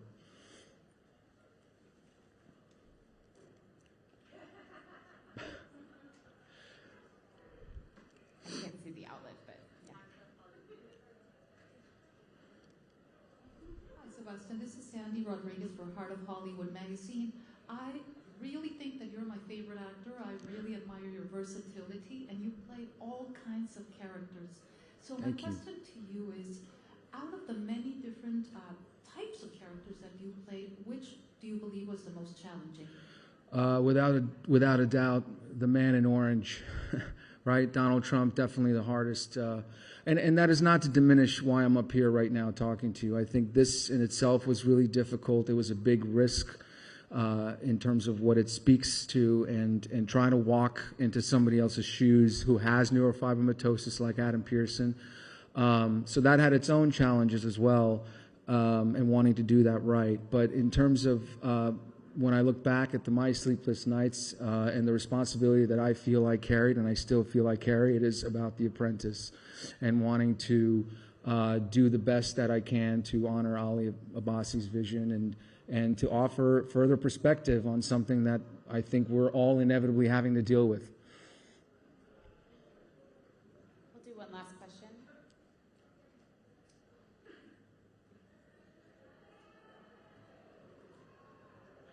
You had to go through some pretty dark places for this role. And could you talk about that and what it took for you to get there? A lot for me came alive under, Mike Marino's prosthetics. I know Colin was just up here talking about the Penguin. Mike did the Penguin. He also did prosthetics here. It was a huge piece for me because it allowed me to go in the world as Edward, and that informed everything. And that also informed the isolation and the powerlessness and the self-consciousness and the invasion of privacy that I experienced 20 times more walking around as Edward than I ever would as myself, even as a recognizable person. I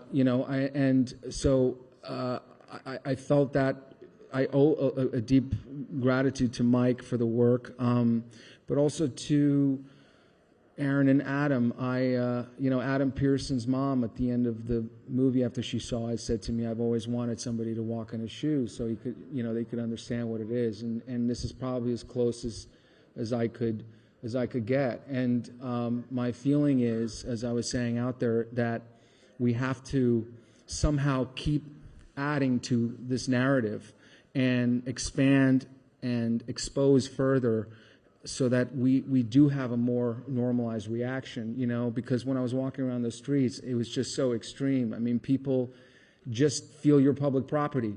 They can point at you, they can do whatever they want. They just own you for looking different, for being different. And I think that could change if we just are more, subjected to it. And that's why when these films come around, like this film, that actually allows you as a viewer to look at Adam Pearson with this condition and take him differently than, the stereotypical preconceived narrative that we've been handed down, that, every disabled person is just a tortured person who's alone and whatever. But they could also be other things. They could also be empowered. He's one of the most, he has more ownership of himself than people in that room, myself included. So he should be having a chance to keep doing what he loves, like everybody else. Thank you, Sebastian. Congratulations. Okay, thank you guys. Thank you so much.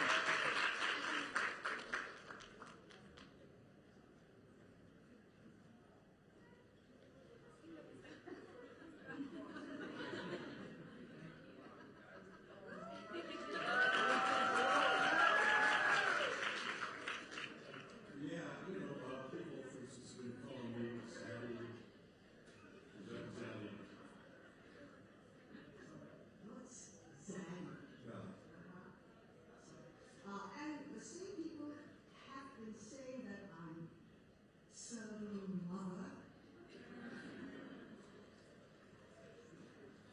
And slay the boots house down. I would never slay anyone's house. I'm glad we don't understand what these things mean.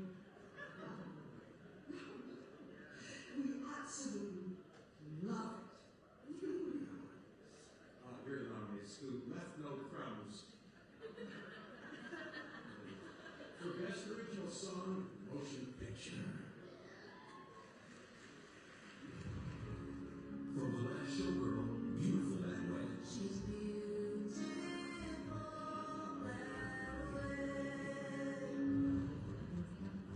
From Challengers, Compress Repress.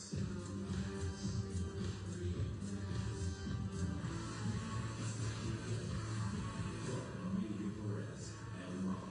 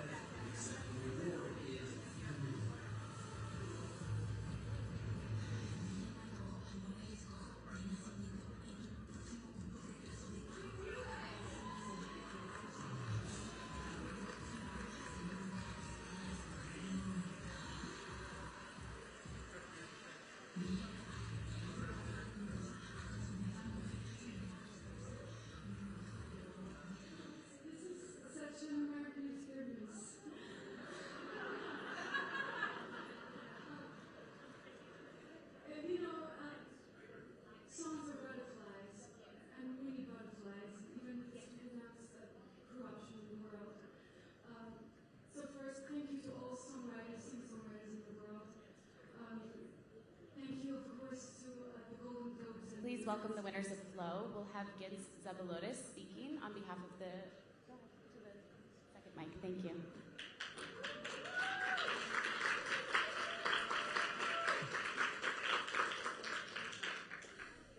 Yes, Day Night TV with the first question. Congratulations to your win. How do you feel to be a first Latvian artist to win this prestigious Hollywood award? And do you think this animal language is a real language? Thank you. I don't know. I think everyone's really cheering in Latvia. We're like, this has never happened, and we're so happy. Everyone is happy, and yeah, this is a film told without spoken language, but it's a language of cinema, which I think is a universal language, which we don't need to translate. So our distributors are very happy. We can save some money, and everyone can understand it, from young and old to anywhere in the world. And I think that's pure cinema. It's images and sounds and personal stories. I'm Danielle Broadway from Reuters. So you all used Blender, an open source, animator, to create this film. What was that like, and how did you sort of test the limits and the expectations for animation? Yeah, I find amazing that we have these tools now available to anyone. Like any kid from the middle of nowhere can pick up these tools and make films that can end up on a stage like this. But the tool isn't really that important. It's really about the story and the emotion and the experience, and I think that's what I would suggest young filmmakers to really focus on that rather than thinking about technical stuff too much, and just being open about your feelings and trying to be honest. But yeah, I think this will open up new opportunities to filmmakers in places where there isn't a big film industry. They can share their experiences, and this can reach a global audience. We can take one more question. Thank you. Congratulations. Thank you.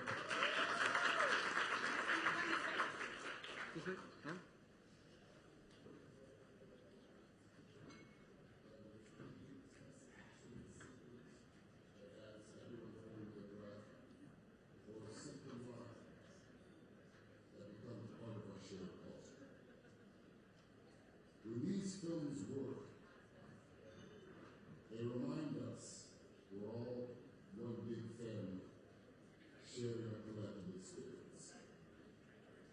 Every catchphrase, every stunt, every emotional beat, they bring people together across our beautiful planet in a way that's truly special.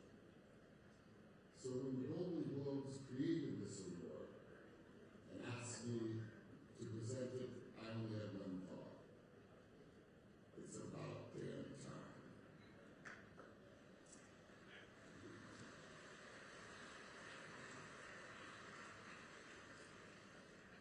And now, let's celebrate the films that unite audiences worldwide with the award for cinematic and box office achievement.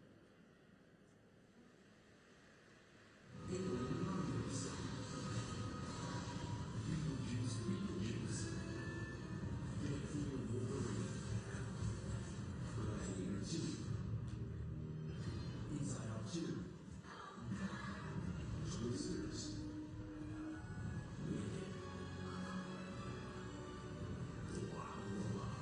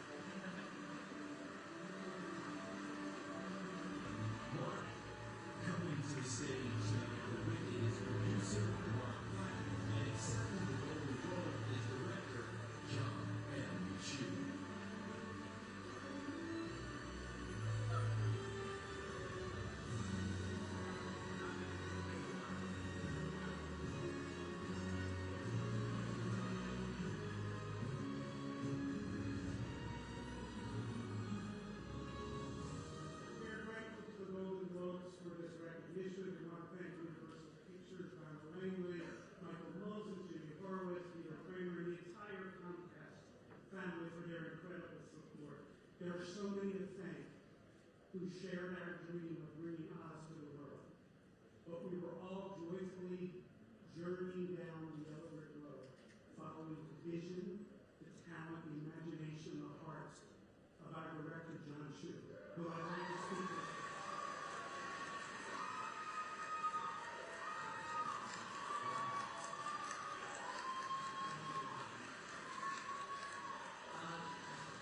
Thank you, Mark. Our big heart and compass are all of Wicked Without You, Nothing Happens.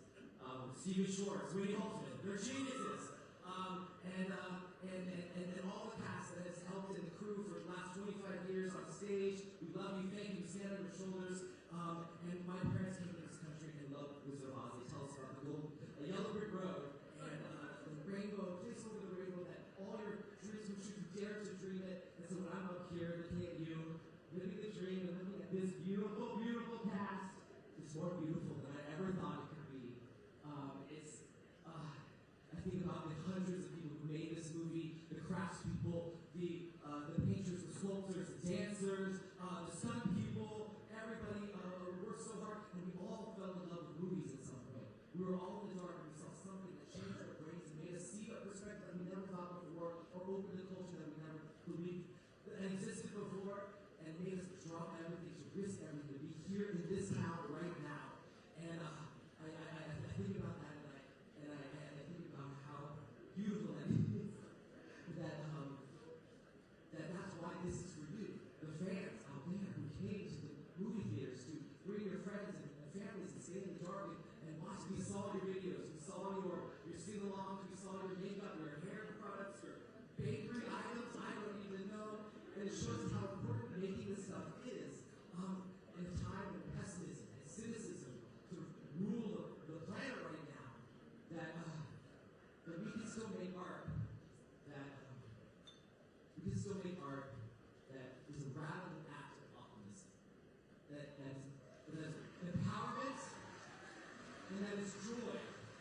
And so when we discover that maybe the world isn't exactly the way we thought it was, that maybe we're a little bit alpha inside of us, that maybe we have that courage and that strength to not give up, but to rise up and take the road off the yellow brick road and maybe discover we can fly. Thank you very much. It means so much.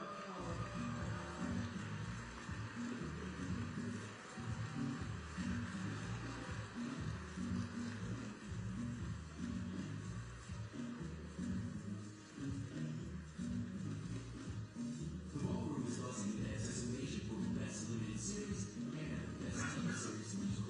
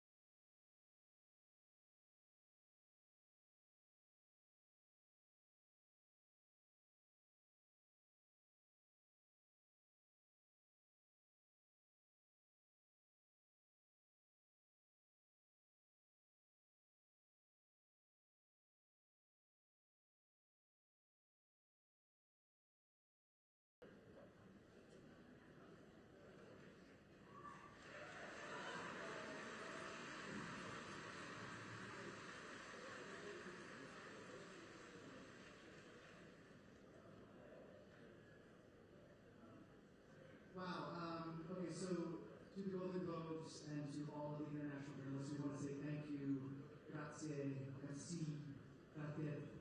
And my resident advised me to stop at that.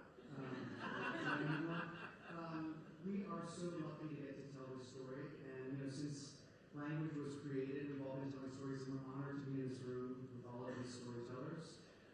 Thank you to everyone, HBO Max, Casey Boys, Susanna Macros, Sarah Aubrey, Lillian Buckway, Aaron Underhill, everyone in Universal. Thank you to our amazing cast, our incredible crew, and of course our brilliant writers. We do have to shoot tomorrow. We have a call time of 6 a.m. So if Jean Smart asks you for a shot, please do not give it to her, okay? Think Elizabeth looking at you wherever you are. Give her water, okay? Give her water if she wants it, okay? Just a little shot, maybe one. And we want to say we love you, Lala. Thank you to our family. Thank you to all of you. This is crazy. Thank you so much.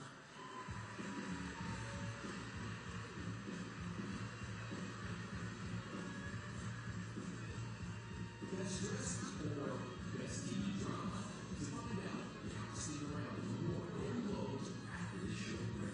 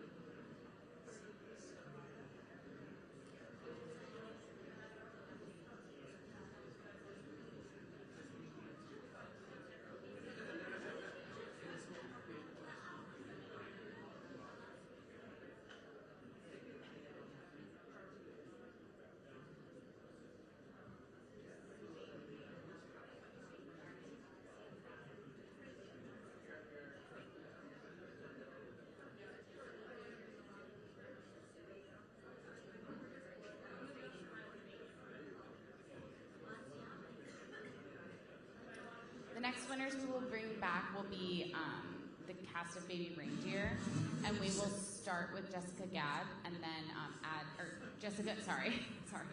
we'll start with Jessica, and then we will bring on the rest of the cast and bring Richard up as well. So we'll do 6 total questions, 3 for Jessica, and then 3 for Richard.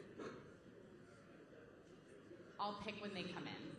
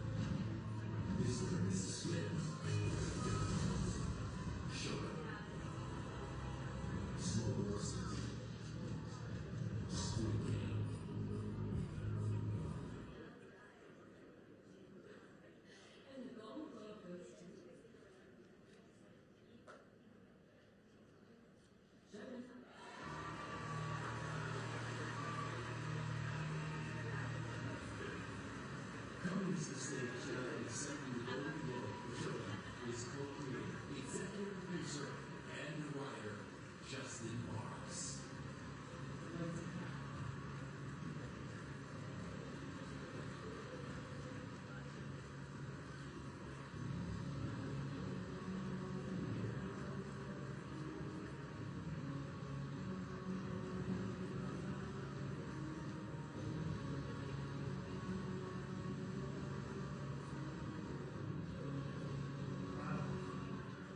Thank you so much to the Golden Globe voters.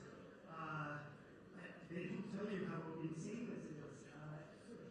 Yesterday, Rachel and I were scouring the ferns of our house looking for a 50-pound tortoise that we adopted for some reason. That keeps escaping, and now here we are. And Han Solo is looking at us, and nothing about this show has ever been expected. Truly, it was made on the backs of thousands of fearless yeses that we received over the years from our East Meets West cast and crew, extraordinary cast standing right here, to our writers and our directors and our partners at Disney Television, FX, and Hulu. All of you guys said yes so many times over the years to a show that on paper you should, quite frankly, have never said yes to.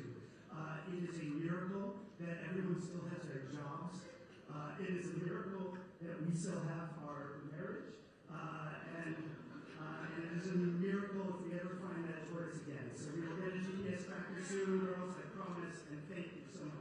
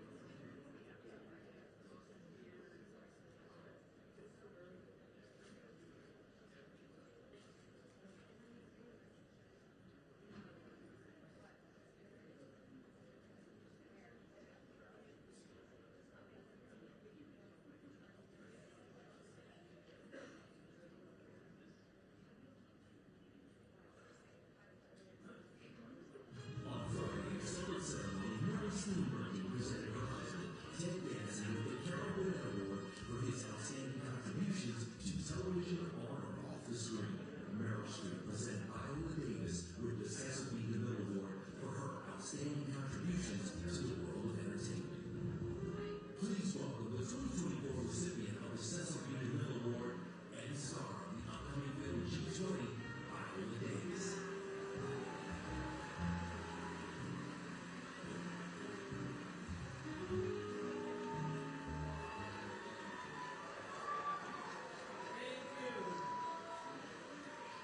Thank you.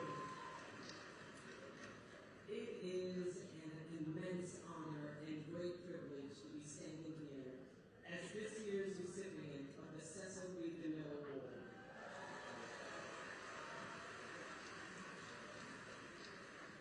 And to celebrate the exceptional talent of the women nominated for Best Female Actor in a Motion Picture Drama.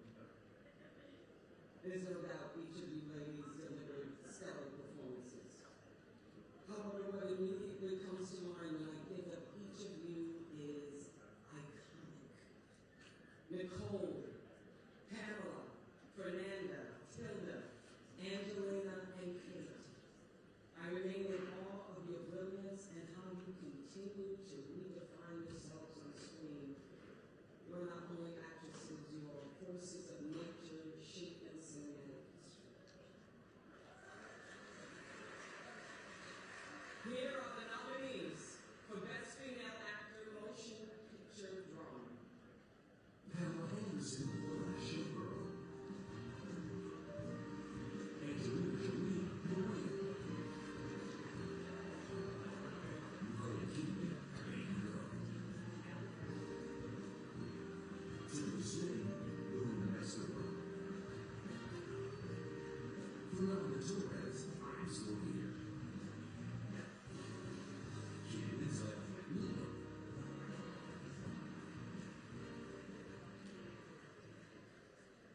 And the Golden Globe goes to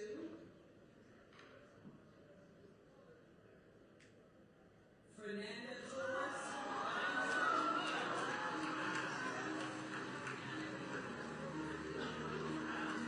This is Fernanda Torres' first nomination and her first win. When she stopped by our entertainment on the record, she said she's the second recipient nominated. Her mother was the first.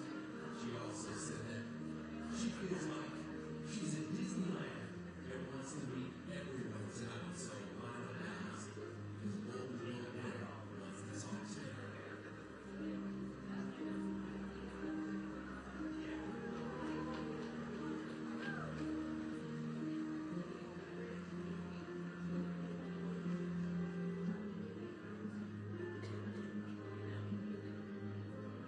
I thought I didn't prepare anything because I was glad already.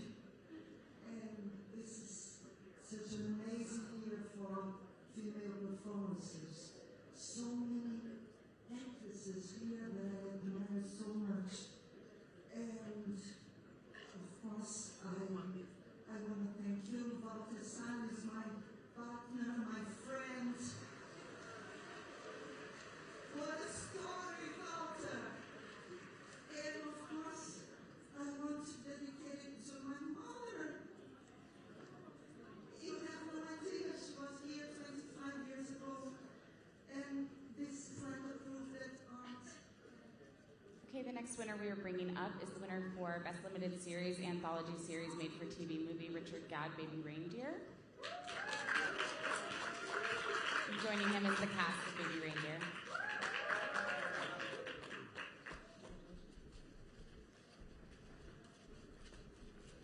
All right, first question will go to Ola USA.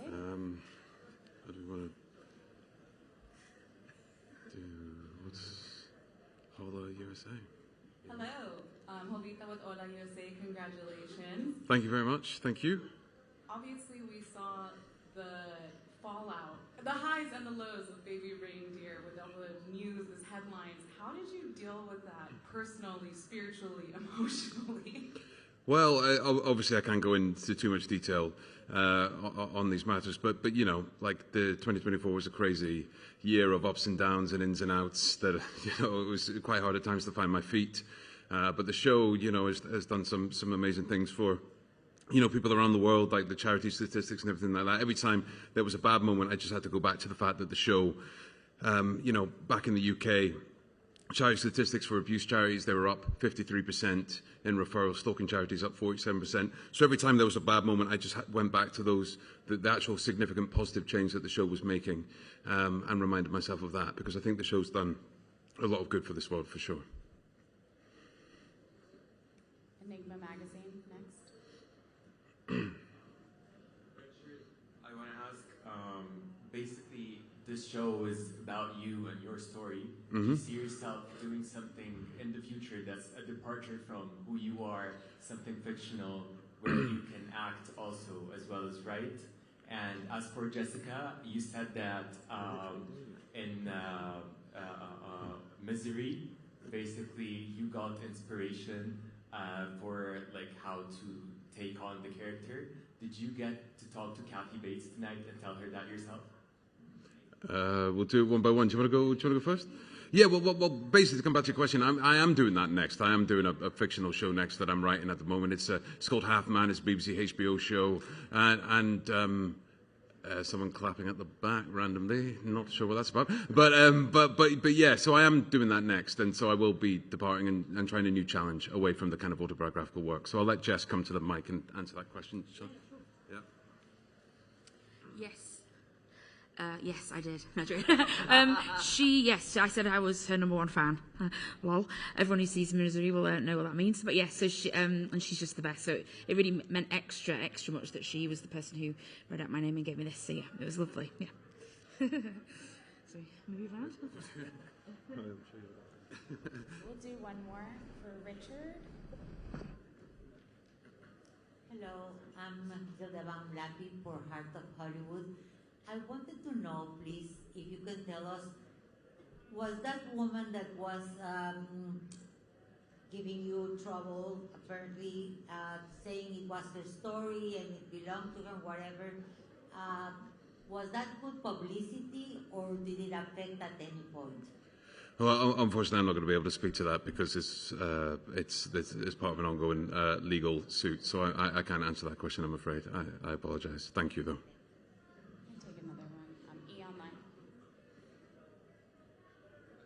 Congratulations on your award. This show had such an intense and passionate fan base. I'm wondering if you personally had a favorite interaction with a fan who spoke to you about how much this meant to them and how much they saw reflected of themselves in the show. Yeah, thanks. That's a nice question, man. Thank you. Yeah, there's been quite a few actually that have stuck in my mind. I've had some nice letters and stuff like that. The show has had a kind of impact in a lot of ways because I think the show explores so many different sort of themes and stuff like that. I think it impacts people in different ways. I had a letter from a man who decided, thanks to the show, to come out at the age of 83, which I thought was kind of amazing. There was a guy who came up to me. I was on holiday. I won't say where because I don't want to reveal who it was. But he came up to me and he said that they went through this awful kind of tragedy as a family, and the show allowed them to come back and speak about it again. I've had people come up and thank me with kind of tears in their eyes and say that it's kind of changed their life and offered them a lifeline. And you can't really ask for more than that. That's art working to the best of its ability. So, yeah, there's been loads of them. And that is the best part of it for sure. Yeah. Thank you. Excellent. We can take two more for Jessica for your win as well. Express, Mir. Good evening, Jessica. Congratulations. James from the Mirror Express. Everybody, congratulations. Just after the Emmys, I think you both touched on this, but Jess, you touched on it where you'd said that with a performance like this that you've given and a role like this, getting something as moving, as powerful, as dynamic as this may be a struggle. We're a few months on, without giving anything away, can you just talk about that aspect of the journey, moving forward, moving on, finding these roles which really challenge you and obviously bring you nights like this? Yes. I mean, when you're an actor, you feel lucky enough just to get to work as an actor. So I've been in this industry now for 17 years, and I waited 17 years for a part like Martha to come along. I hope it doesn't take another 17 years, but I do not take it for granted at all that I've never read a character as nuanced and complicated and incredible to play. I'm not really comparing her to anything that comes again, or like waiting for the next thing. I'm just very, very grateful to have the opportunity to play her in the first place. So yeah, I'm just I kind of pinch myself every day that I got a chance to do it. Yeah, for sure. Thanks. Great, thank you. Congratulations. Thank you so much. We can have you exit this way. Oh, this way.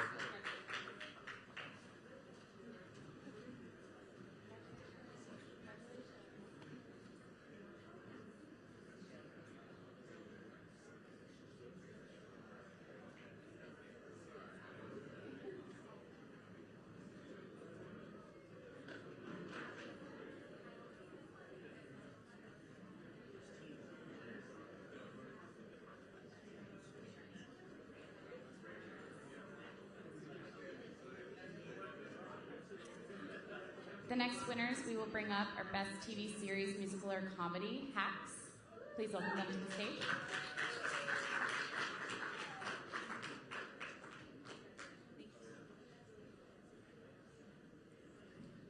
Thank you for clapping. That was really sweet. That made me feel really good. Thank you. All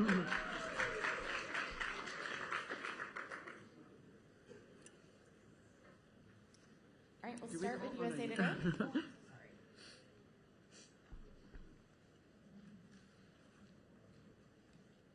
Hi, congrats on your win. I'm a huge fan of Hacks. Thanks. And you guys are in the middle of shooting season 4, which I'm so excited for. Could you tell me about the dynamic between Ava and Deborah and how that's going to change with this new season? Because I feel like we're going to get a whole different show now. We're getting married. Maybe. It's a feat of science.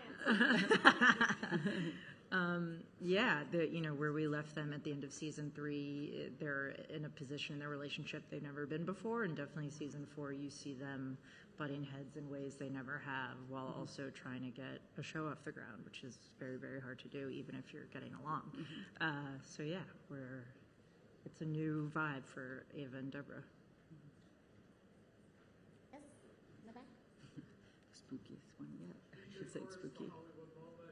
I gotta ask you guys, what's it feel like being a part and being able to play on the Deborah Vance winning slot over and over again? And for Gene, and all the fans want to see you with your own stand-up act. Do you think we'll see you for 2025 on the stage with a stand-up show? Oh. I have these writers. I mean, it's almost too much to take in sometimes. Yeah. You know, we feel Yeah. so lucky. We get to meet people at these events that we admire and look up to so much, and to be in the room, much less get to make a show and tell the story and have people respond to it. It's almost too much to take in. Really. We feel so incredibly lucky. Yes. And yeah, I would love for Jean to do stand-up. I think she absolutely should. There is a clip on YouTube. I'm going to tell people. Yeah. You Oh, did yeah. host a thing once where you did some jokes. At the Improv. And it's very funny. She's very good. So she's had it in her bones forever. Yeah. We'll take a question from the Golden Globes.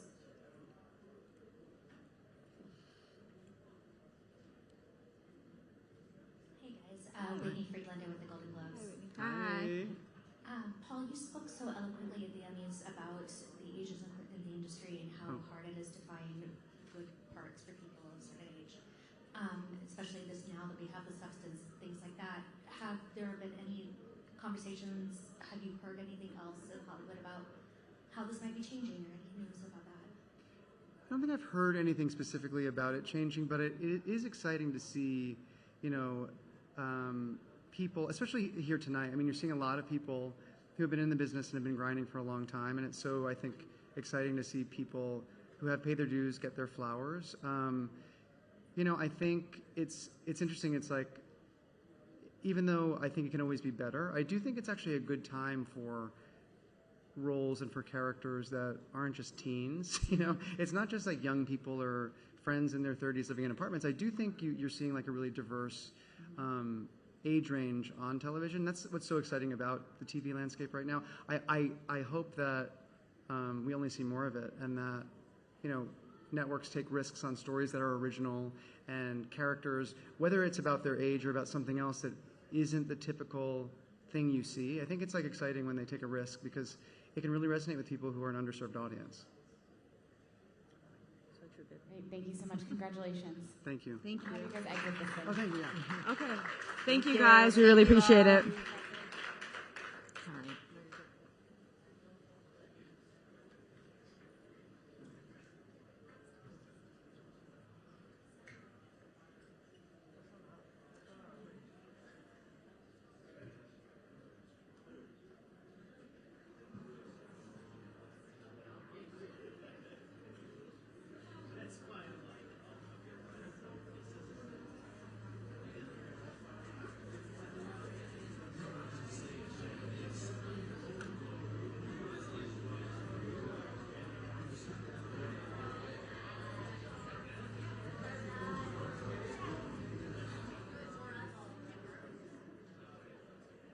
Next up, we will have Best Female Actor, Motion Picture Drama, Fernanda Torres, I'm Still Here. She's not here just yet, but she'll be back here in a second.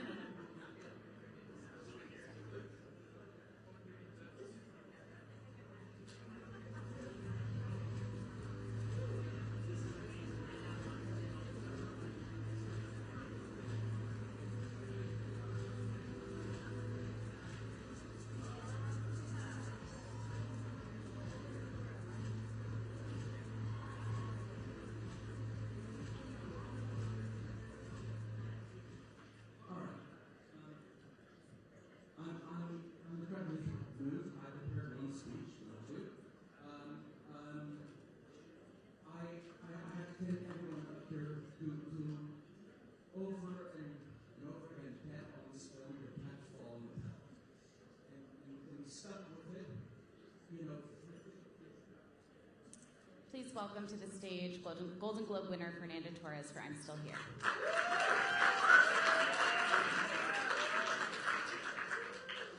Good evening.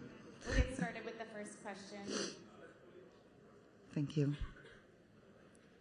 Oi, Fernanda. Tudo Parabéns. bom? Obrigada. É Ana da TV Globo. Você tinha dito mais cedo pra gente que só ter sido nomeada já era um grande prêmio. E agora com a vitória, como é que você se sente? It's very strange because I have the feeling that in a parallel universe, I didn't get this award. I mean, I have a normal life.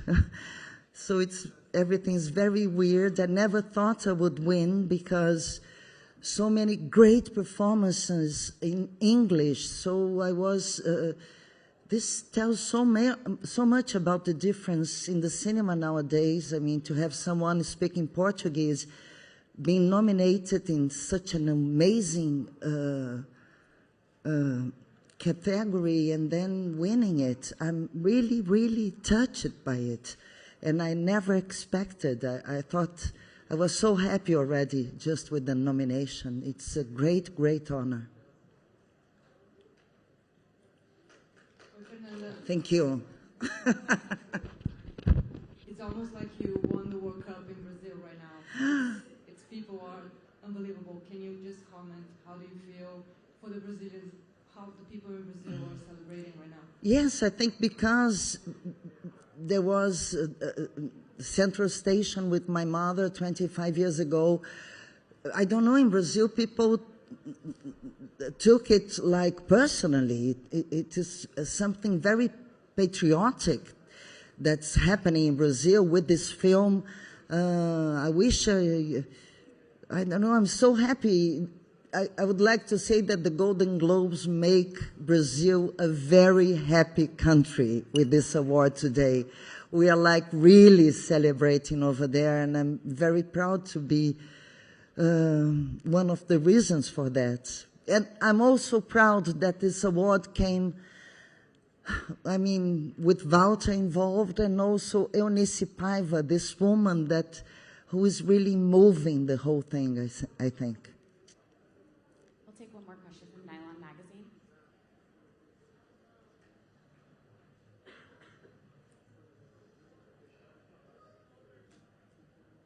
Hi, Eris Tangen with Nylon. Congratulations. Thank you.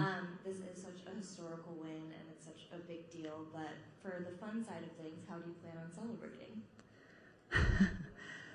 Well, now I'm just wanting to meet again Walter, my husband, Selton, the people who were involved, and today just have some wine and sleep. Thank you. Congratulations. Thank you very much. Thank you. Bye-bye. We can have you exit this way.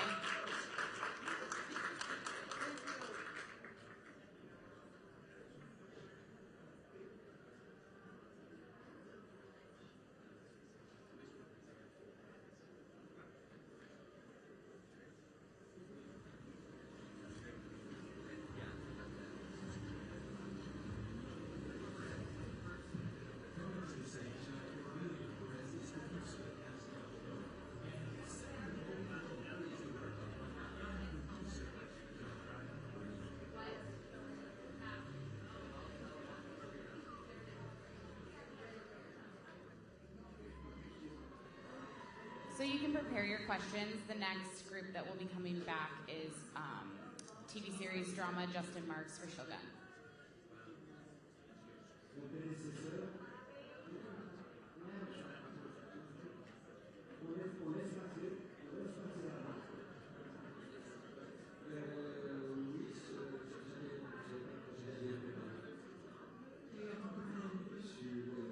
Also, just reminding, please say at least the name of your outlet. You don't need to say your name, but just the name of your outlet so they know who they're answering the question to.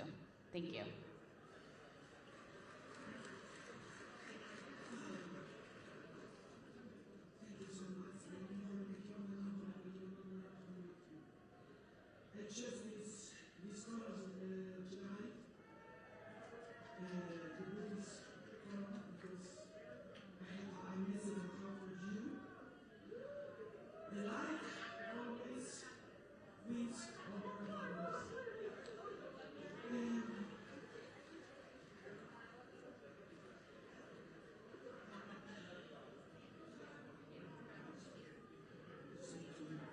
Please welcome to the stage the cast of Shogun, winners of TV series drama.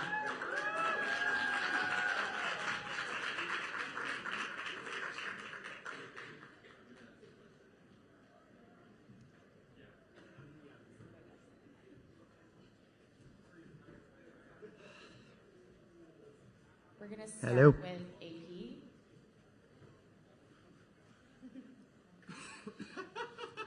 I have to ask this hard-hitting question. What is the name of that tortoise, and where was it last spotted?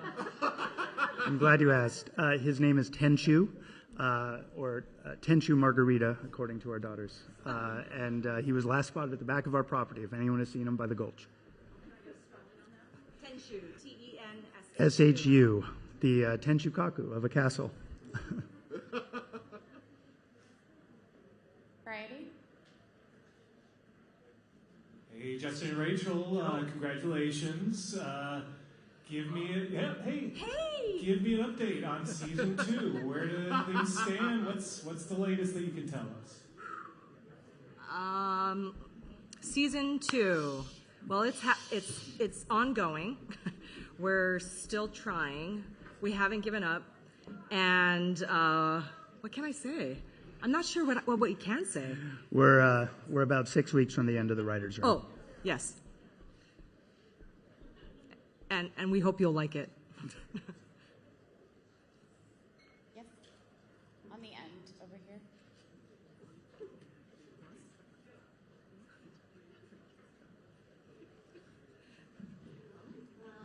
Hi, my name is Donna from Yomiuri Shimbun in Japan. Sanada-san, can I ask you a question in Japanese? どうぞ。真田さん、浅野さん、アンナさんが今回受賞されまして、で多くの日本人俳優、スタッフの活躍がありました。でこれからですね、日本人の俳優、スタッフ、どんどんハリウッドで活躍していくと思うんですけれども、日本人の俳優、スタッフの実力が今回ハリウッド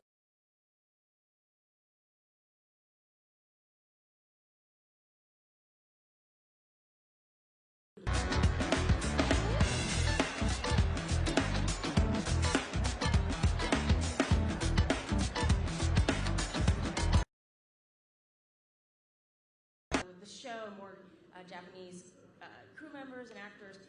being in Hollywood productions, do you think there's a recognition of Japanese talent, and do you foresee growth? お答えします。日本人のスタッフ積み重ねてきたこと、それから俳優陣の力、それを認められたというのは本当に確かだと思いますし、嬉しいことですが、それは今回のテーマであったやはり西洋のキャストとクルー、日本のキャストとクルーが一丸となってお互いの良さを引き出し合いながら作り上げた、どちらか一方でもできなかったことを成し遂げたということが一番大きなポイントだと思っています。Yes, I think definitely Shogun is proof and recognition that of the experience of Japanese crew and actors. And what was unique about Shogun is that it was a production with East and West. East could not have done it, and only West could not have done it. So Shogun is a proof that with our combined creativity, Shogun, you have Shogun.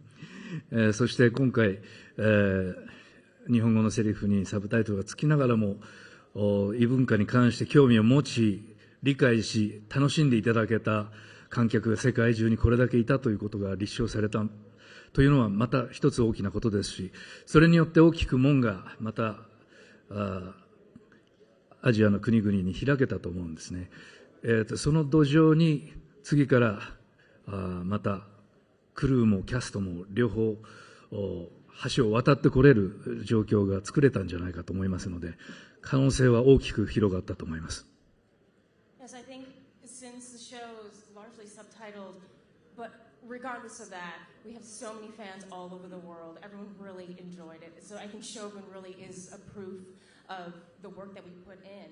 And also the gates, I hope, have swung open, not only for Japan, but other Asian countries, so that more cast and crew from Asian countries will look to Hollywood and come work. We can also take 3 questions for Anna for her win as well. Yeah. Anyone? They have a question for you. We can take Express. Yeah. Firstly, I'd like to say congratulations, James from the Mirror and Express. Firstly, I'd like to say congratulations to the whole cast and whole crew. A terrifically powerful show. I'm sorry to, Anna, congratulations. I must ask Cosmo a question. Because he has been quietly stood there. Currently, a certain franchise is looking for a 30-something Englishman who has the prowess to be powerful on screen, potential killer, and the next 007. Would you comment on that, please? Come on, Cosmo.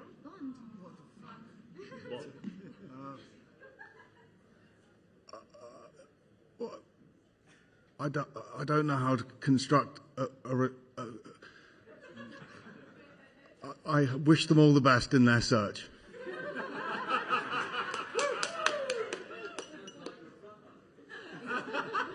We'll take a question from Enigma Magazine next. Hi, Mo from Enigma, from Egypt, and my question is for Anna. So, of course. So, obviously, you were the heart and soul of the first season in a way, and losing you was devastating for me personally. So basically, I'm still here. Yeah, I know. But basically, I want to know, moving forward, if you were to get offered to appear in the second season in a capacity as a ghost or a dream sequence, would you say yes or no? If they ask me, I would absolutely do it. There's no way I'm going to say no. But I don't know if it serves the story, and I want it to be really good and not to bring the character back just to have her back. So I'm happy if they move on without me. Perfect answer. We can take one more Tokyo Journal.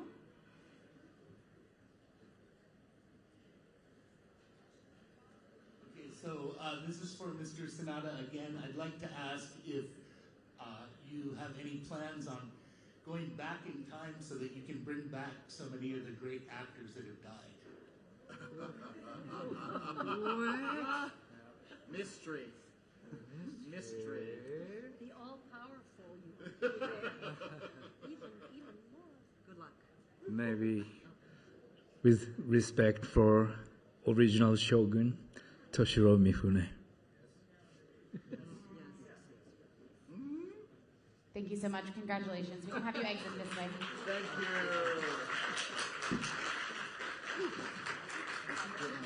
Thank you. You're very good answer.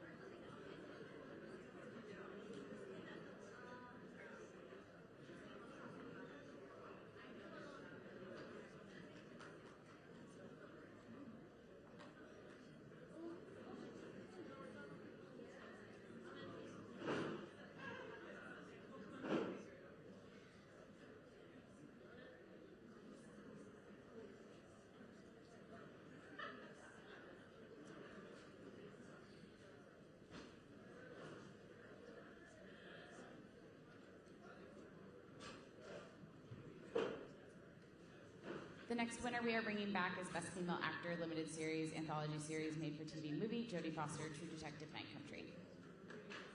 We'll start with Network 10 Australia, and then move to Fox affiliates.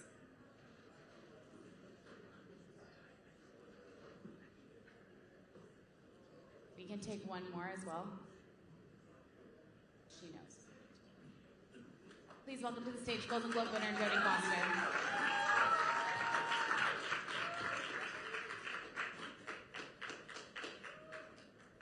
Hi, everybody. This is fun.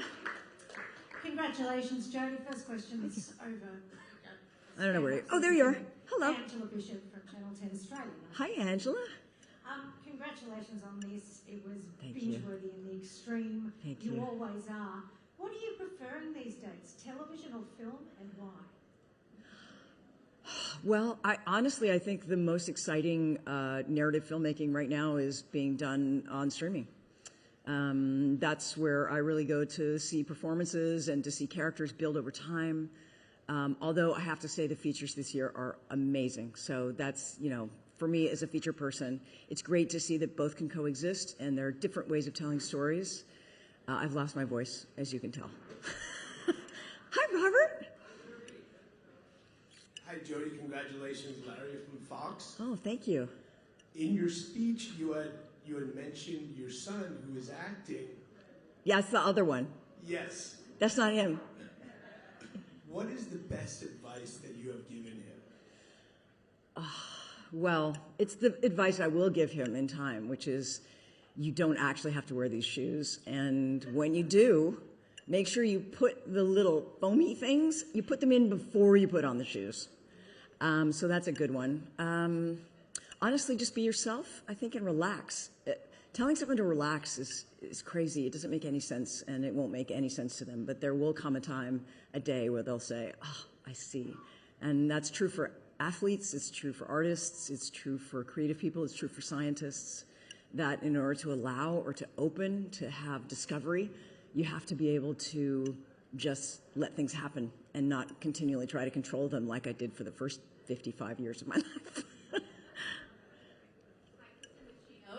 I just wanted to ask, I know, kind of jumping off his question of Yes. What advice you're giving to your sons, but how have your sons inspired your work, and what are you learning from them? Play, joy and play. I mean, that was the first gift that they gave me was, being on all fours around the house and, making parades with silly musical instruments and rediscovering the world through their eyes. And I feel like that continues to today, and it's something that I always have to remind myself because I can get serious. That really I'm just a play animal, and that's why I'm here. I do love to dress up. Not like this. I don't like this, but I like to dress up. I like, I like elf costumes. I like football, painting my face. I like Halloween. I don't know what that's about, but there's something about the joy that comes from just, being a kid, I think. We're going to take one last question. Yay. Hi, Robert. How are you? Hi, Kit. I want you to know Kit's wearing Robert's shoes. Because we were too cheap to buy him new shoes, but look at that. Did you see what happened after you won, when Demi won? Oh, well, yeah, because I was there too. Okay. Amazing. So the symmetry was so beautiful because here you are talking about being of a certain age. You and Demi are the same age. Yeah. Look, like this is truly the golden age for you both, for actresses like Jean Smart as well. Yeah, I think so too. It's really, if you pay attention, it's a golden age for people, right? Because something happens, at least for women, I think something happens. There's like an organism that gets released in your bloodstream. I'm not a doctor, so don't follow me on that one. But it just feels like there's a hormone that happens where suddenly you go, oh, I don't really care about all the stupid things anymore, and I'm not going to compete with myself. I'm excited about what's left of my life and who I've become and the wisdom that I can bring to the table.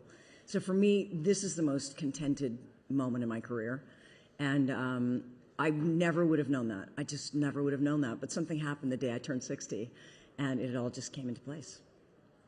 Thank you. Congratulations, Jodie. Thank you. Thanks a lot, guys.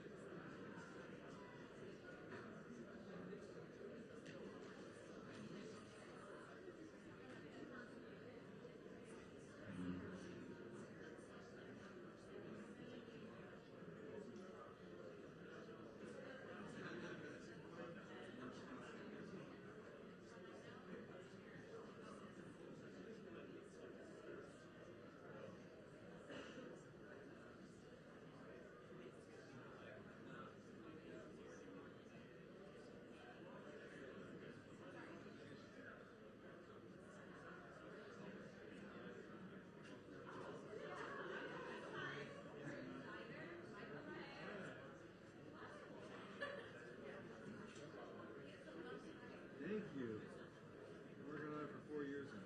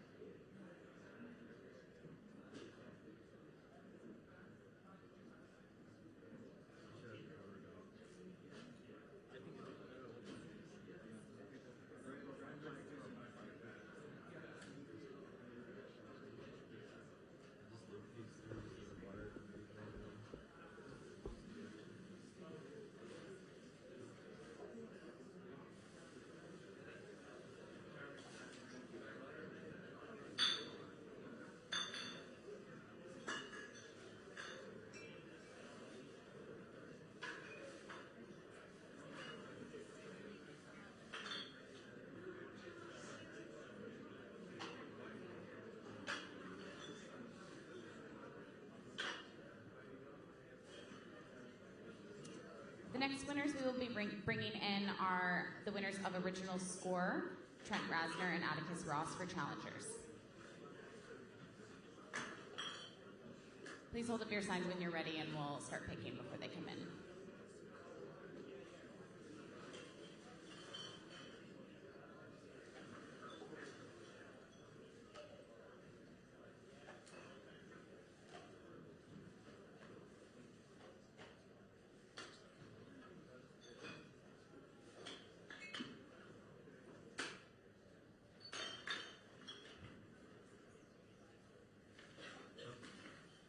We'll start with Gold Derby, and then to Variety. And do we have a third who will have questions for? And Daily Mail. Perfect. Thank you so much.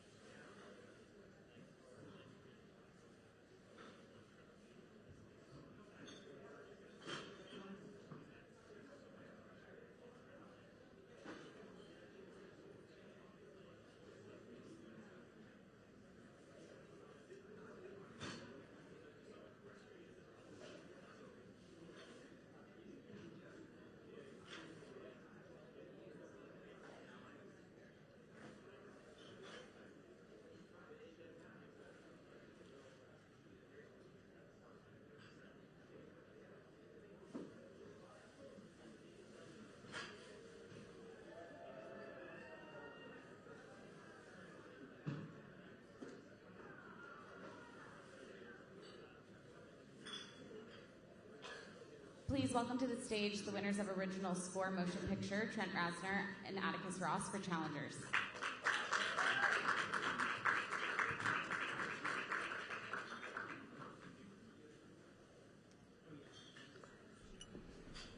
Starting off with Gold Derby. Hi, Jacqueline with Gold Derby here. The score for challengers went crazy viral online. Film Twitter in particular was completely lit up with how much they loved everything you guys did with it. So they are rejoicing for this win for you. Do you have a message to the people, the young people in particular, who this score really, really impacted and kind of gave them a new life in a way?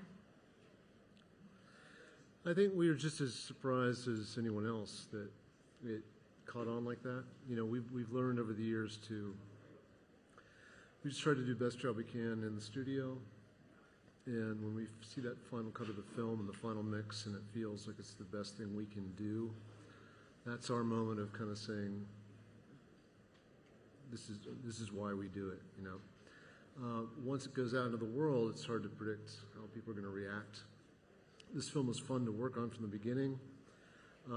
Luca, our director's kind of idea to make music a character in the film and be in your face and be something that you couldn't ignore was a fun canvas to paint on. We had a lot of fun working on the film. It was rewarding to see it catch on in social media and find a home there, and it was an unexpected treat for us. Yeah. Hi, congratulations. I'm Kathy Steffen with Variety. Had this soundtrack on repeat for months now. And something that scares me every time is when I hear the alarm clock sound at the end Me too. of Challengers. Yeah, that was fun. Why was that something that you decided to keep in there? I think that it does add to the anxiety of the track a bit, but I'm curious why it's important. Because I think the album is kind of storytelling in the same way that the film is, and if you're a fan of the film, that is meant to give you anxiety, like art has when it goes off. Hi, Russ from the Daily Mail. For both of you, but first, Trent, Elton John was very excited for both of you winning. Have you ever collaborated with him before? And if that were to become a thing, he's done soundtracks before as well, or would he ever possibly be an inspiration for a future, maybe 9 Inch Nails song or collaboration? I just met him for the first time socially several months ago at a party, and he's been a huge influence on me in terms of as an artist, just in general. Just this week, I've been nonstop listening to playlists of his with my kids, and we'd be totally open to any sort of thing with Eldon. It was exciting to find out he was presenting the award, and it felt, it's the weirdest experience in the world of being in a room that's very unnatural environments, and hear your name called, and you're freaked out, and you're trying not to trip, and get up on the stage. It's Elton John, and he seems like genuinely into it, and that's also weird, in a cool way. Yeah. So we're just kind of hit on the head feeling right now of being very grateful and just taking it all in. Thank you. Congratulations. Thank you.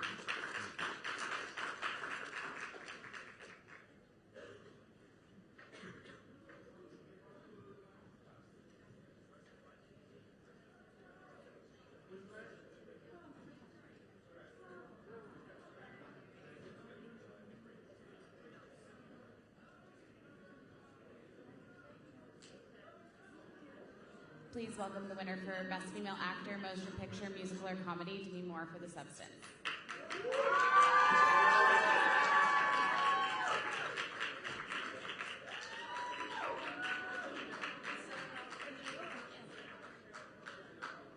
Wow. Hello, everybody. If we could get people a mic.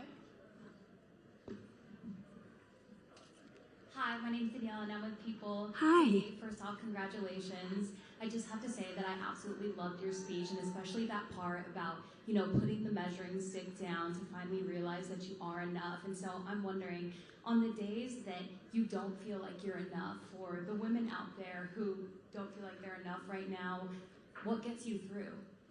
I think it's really about where you hold your intention and your focus.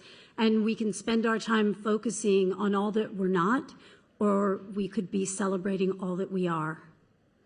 And I think it's just a subtle shift. You're welcome. We'll do hello next. Hello. Hello. Congratulations. Hello. Thank you. Your speech was so beautiful and really touched upon one of our core pillars, which is women's, what we call our second act, women who refuse to fade away into the background. And I wondered what advice you would give to women who are feeling that way that you were feeling a couple of years ago, fearful about being dismissed. I think, we all know that there are certain kind of conditioning, societal conditioning. But what we really have to look at is what we're choosing to buy into. Because it exists, it doesn't make it the truth. And I think it all goes back to how we choose to hold ourselves. And when we value ourselves, when we have enough self-love, and that then will reflect out in the world, and then the world will follow and change to accommodate how you are reflecting of yourself. You're welcome. We'll do Network 10 Australia next. Hi, Dominique. Hello. Angela Bishop from Network 10 Australia. Absolute cracker of a speech again. Got to say what everyone else is saying, it was a ripper. Thank you. Okay. I'm going to use that. It was a ripper. Okay. What do you hope this award brings in the future? Is there a role? Is there something? Is there a project that you've dreamed but always thought was out of reach that maybe now isn't? No, I don't tend to look at it in that way personally. I think what's most important is staying present in this moment, because this is what we've got. And this is so full and rich unto itself. And if I were to look at it from a hopeful perspective, it's really what it can do for me, which is what I've been saying along this whole journey, which is it's important not to make it mean too much, but it's also important to remember not to make it too little, and to really be in the joy of what this is. And then out of that present space, allow for whatever is to come to unfold. We'll take one more question. E! Online. Hi, Lenny. Hello. Thank you so much. Yes, Jodie Foster was just in here, and she said that when a woman turns 60, it feels like something gets released into their bloodstream. They just stop giving a damn about what other people think. Have you felt that certain sense of liberation as you've grown older and not having to impress other people? I think as human beings, that is a great task, to really let go entirely of what other people think. I think it becomes less and less. as you increase your appreciation for yourself. I think as we live a long time, we also can look back and see how far we've come and really can then take a little bit more time to acknowledge ourselves. I do think as a woman, as we get older, we also, a lot of our energy, as in particular as mothers or in caretaking, has gone outward, and it's a time when we can actually stop and bring that energy back to ourselves, and it feels pretty damn good. Thank you all. Thank you so much.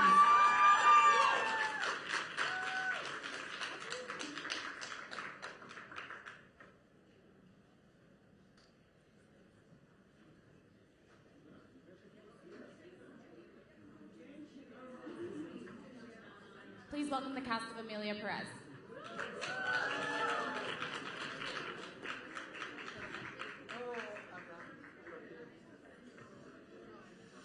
Vous n'imaginez pas comme c'est lourd. You won't believe how heavy this is. Il y a le poids réel et le poids symbolique. The real weight and the symbolic weight. Et le symbolique est plus lourd que le réel. And the symbolic weight is heavier than the real weight. Pourquoi vous levez des pages comme ça? Why are you all raising sheets of paper? Over in the back, yes. C'est les différents journaux. Ah oui, d'accord. Different publications. Je peux rien lire d'ici. I can't see anything from here. Hello, congratulations. Hello, merci. Congratulations, Monsieur Diard. Oui, ah, vous êtes là. Oui, d'accord. Merci. Merci beaucoup, madame. Thank you, and I would like to thank you for this amazing movie that shows a very special way of Mexico and of Latin countries.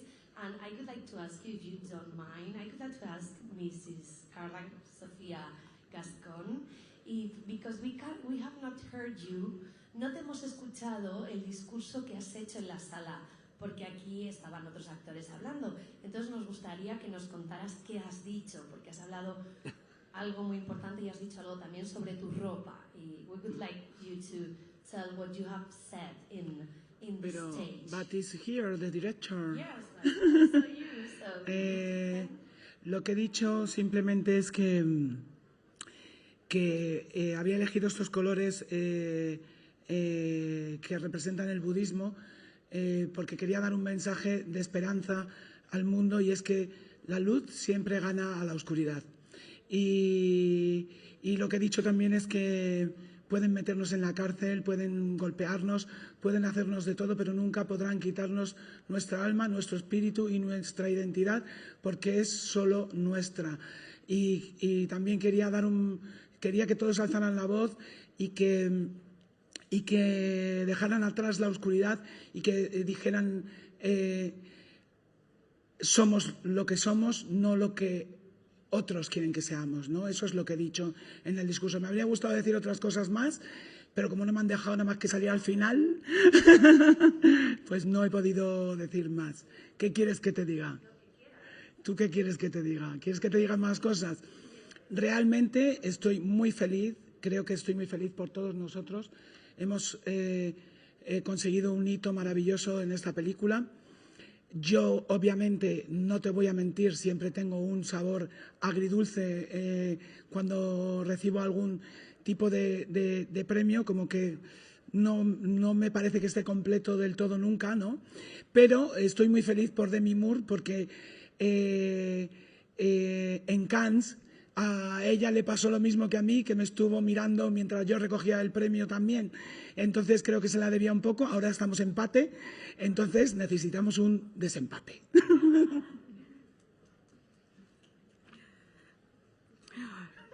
So what I said in the room was simply that I chose these colors to represent Buddhism, and also because I wanted to give a message of hope and to step into the light and leave the darkness behind, because we can be put in jail, we can be beat up, but they can never take away our souls, our identity, our spirit, because that belongs to us alone. And I called us up for us to raise our voices, and also for us to be boldly who we are, to claim it and not what other wanted us to be. And there's more that I wanted to say in the room, but they didn't let me, and so I was just invited to say a little more. And I wanted to say of course, I'm very happy for this stride, for this benchmark that we just hit, but I have to admit it's a little bittersweet because it feels incomplete. But at the same time, I'm so happy for Demi because in Cannes, she was in my shoes. She saw me on stage, accepting the award, and I think now we are tied, and now we need to break the tie. Hi, I'm Mo from Enigma from Egypt. My question is for Zoe. Zoe, it feels like you're finally winning the acting bingo card, where you are the star of 4 of the highest grossing films of all time, and also in successful TV shows like Lioness, and also now finally getting recognized critically, knock on wood. I feel like this is such a special time for you. I'd like you to talk about that a little bit and how it feels right now in your life. What I feel is absolute joy. Joy because there's a sense of presence. I've been in this industry for 25 years. From the moment I transitioned from being a dancer to an actor, I was in my late teens, early 20s, not knowing what was ahead of me. And what I have witnessed is I've always been employed. I've always had good human beings and amazing, undeniably talented filmmakers believe in me and bet on me, trust me, and consistently. So this recognition is, it's paramount for my continuation as an artist. And there are no buts. I'm happy. I'm just, I'm 46. There was a moment a couple of years ago where I was sort of thinking about plan Bs, do I go into a homestead and start planting a garden and baking goods and just become, the sexiest soccer mom in my mind. But the truth is I'm an artist through and through, and I need to create every day. If not, I just don't know what I can do. I don't know why I'm here.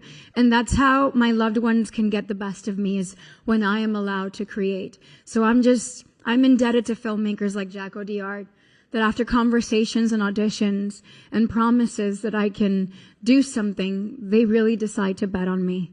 And it works. I was sitting in the audience and I received a message from James Cameron, who's, somewhere in New Zealand right now, cutting Avatar, Fire and Ash. And he, after all these years, believes in me. So that to me gives me it nourishes my desire to continue growing as an artist. Thank you. Congratulations. We'll have you exit this way.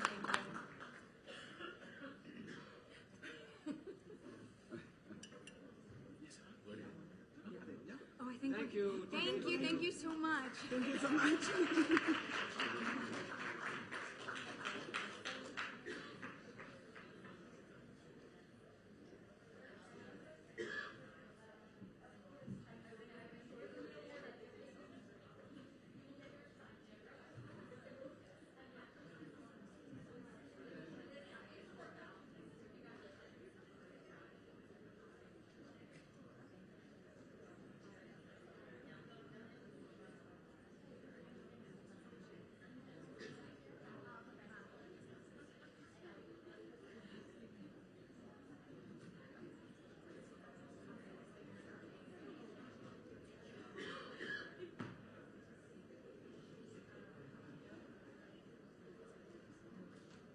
Please welcome to the stage Golden Globe winner Adrian Brody.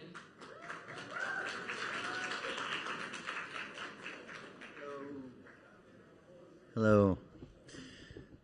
Hello. The gentleman right there with the blank piece of paper, are you holding that up? Oh, the man next to you then, yes. Yes. How are you? Hello, sir. Thank you very much for your movie and for what you're doing.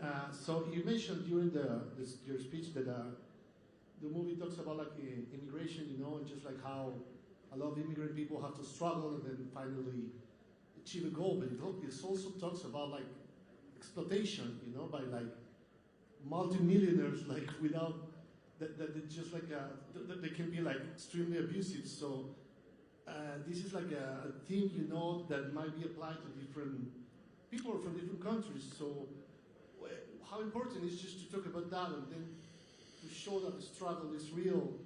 And then it doesn't matter where you come from. It doesn't matter if your country can have a lot of money and be simply very good. There's always, you have always to be careful too about these things and then plan for the future in case something goes wrong. Yes. It's not your fault. Yes. Well, thank you for that question. It's very much a relevant theme, obviously, and such a big part of the storytelling of this film. Both things that you mentioned, the immigrant experience, the struggles for so many people who unfortunately have to flee tremendous hardship and oppression, and to come to a nation with hopes and dreams and to still, in spite of assimilating and contributing, are still treated as outsiders. And, this is something that's very personal to me. As I mentioned earlier, my mother and my grandparents fled Hungary in 1956 during the revolution. And that story, and it mirrors the story, my character mirrors the story of my grandparents and my mother's journey coming to America. And their resilience and their sacrifice is something that was very important for me to honor, as well as this universal theme of wanting to find a home, to find acceptance, to not be othered because of how you look or how you sound or what your religion may be. And also to speak to what we all are craving as artists, the journey of leaving behind something of meaning and value, something that endures, something that isn't superficially entertaining, but that has some weight to it, that speaks to the human condition. And I'm incredibly grateful to be a part of this film, to receive recognition for my work involved with something that stands up for all of these messages, and to have had the privilege of working with Brady Corbet and Mona Fassvold, and how much this speaks to the journey of artists and the challenges that we all face to do the work that we intend to do, that we are destined to share and not have that be compromised due to commerce and other forces. We'll do Us Weekly and then Screen Sphere.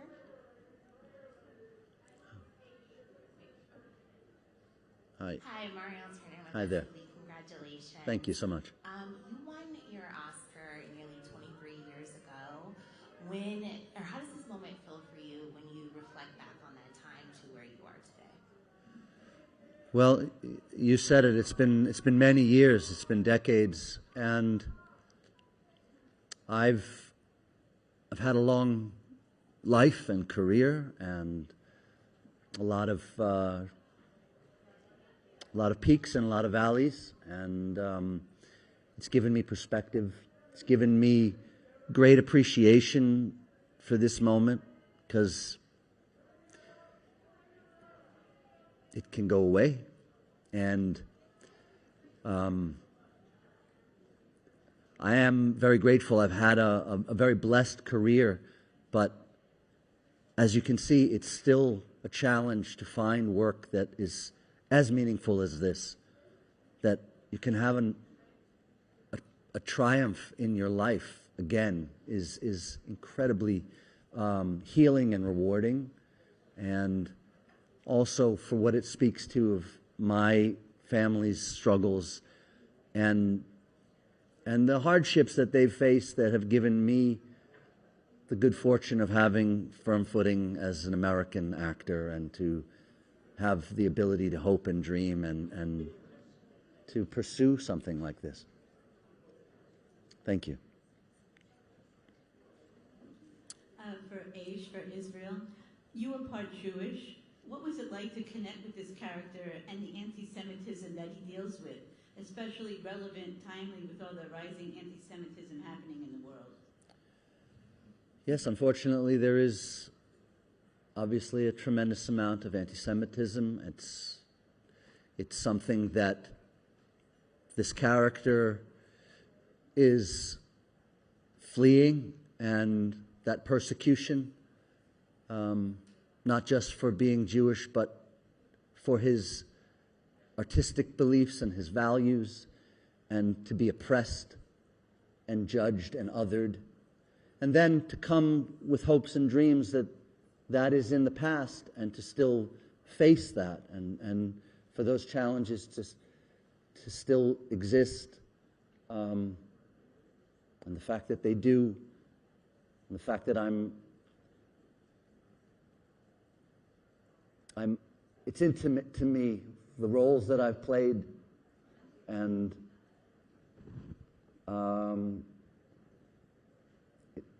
it makes me feel very grateful to be a part of storytelling that speaks to this and the many other issues that the film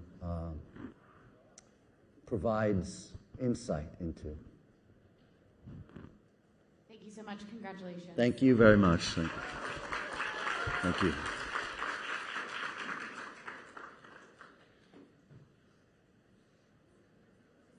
Next, we will bring to the stage the winner of Best Director Motion Picture, Brady Corbet, for The Brutalist.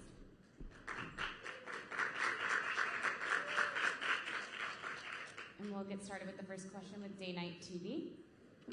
It's a bit short, maybe. Okay, great. What a journey. Congratulations on your film. And I wonder, how do you feel that your multi-layered drama was recognized by international journalists around the world? Well, of course, I'm very touched. It comes, to me as a big surprise, and I really mean that. I'm accustomed to making films that are quite divisive, and I will continue to do so. But I'm very touched that so many people appreciate the movie. That's all. It was a very difficult movie to make, and so I'm happy that there's a handful of people who really appreciate it.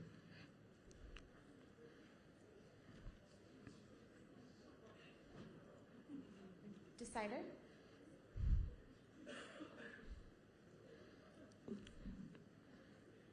Hope Super Decider. I saw somebody in the audience had a pretty strong reaction to your win. Have you seen that clip yet? And how is she now? Oh, my daughter? She's right here. I haven't seen the clip yet. No, I just left the ceremony. I was pretty moved to see the person I love more than anything in the world. I don't know if she's 10 years old. I've never seen her cry from joy before, so it was very touching.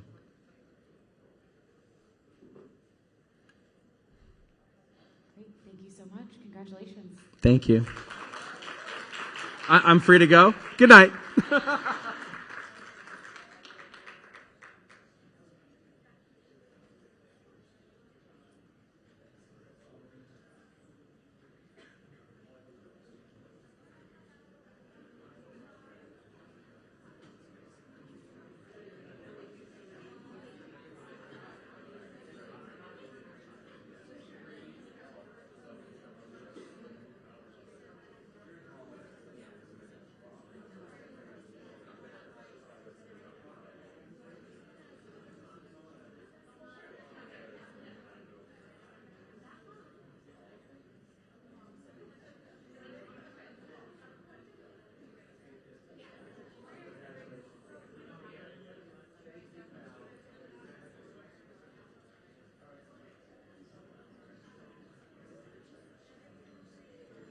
Please welcome to this stage winners of Cinematic and Box Office Achievement, Mark Platt and John Chu, Wicked.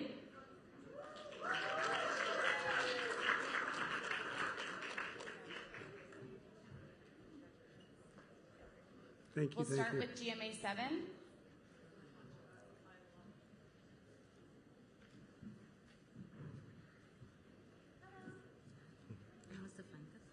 Hello. Chris from GMA 7 in the Philippines. I just want to say, John, to your right. Yes. I know I just saw you outside. Oh, yes. I was looking it up. We interviewed 15 years ago for the Step Up D 3D movie premiere. And I just wanted to ask you, 15 years ago, did you think, flash forward, you'd be winning up here for your film, Wicked, one of the biggest films of the year? I mean, what would you say to yourself, a filmmaker 15 years ago, to just like hold tight, you're going to have a huge break and direct one of the largest films of all time, man? No, this is crazy. This is insane. I hope I would say to him, like, hang on, kid, learn every movie, everything you're doing, just keep going. But this has been a dream. I mean, I've been dreaming about making a movie of this scale, of size, with actors of this caliber for my whole life, and to work with a producer like this guy, to learn how to truly lead a group of creative people. It's been a journey of a lifetime, and yeah, it's amazing. Thank you. We'll do Bustle next. Hello, congratulations, Bustle. So now that you guys have won the Golden Globes, what are you holding space for? We're holding space for those who haven't yet had the joy of experiencing the film to see the film, and then when all is said and done, we're going to get to work on Wicked for Good, which will take all of our attention, our heart, and our soul, and we're excited to bring that to you next year.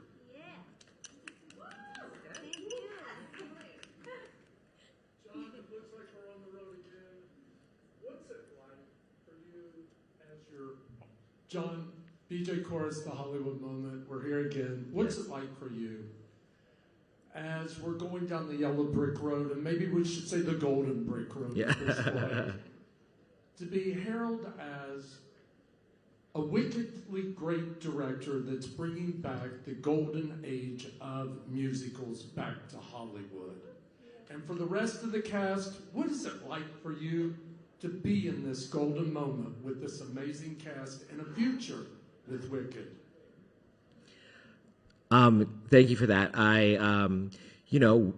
We love movies. They're the movies that are timeless, that have been there our whole lives, and we wanted to make Wicked feel like it's always been there on our shelf, but we just never picked it up and watched it. That's why I love these actors here, because they are all timeless. That was our number one thing, is someone who felt from outer space, but also timeless and also grounded. That's three very difficult things. And every day on set, I would watch the movie, and sometimes I'd forget to call cut, because I'm like, this looks beautiful. Our cinematographer, Alice Brooks, our production designer, Nathan Crowley, and then to see these faces, it's just, I mean, I know iconic is a word that's overused, but it truly is iconic when I see them, and I feel very lucky to be a part of that, and invite audiences back to the movie theaters to experience when we fell in love with movies in the same way.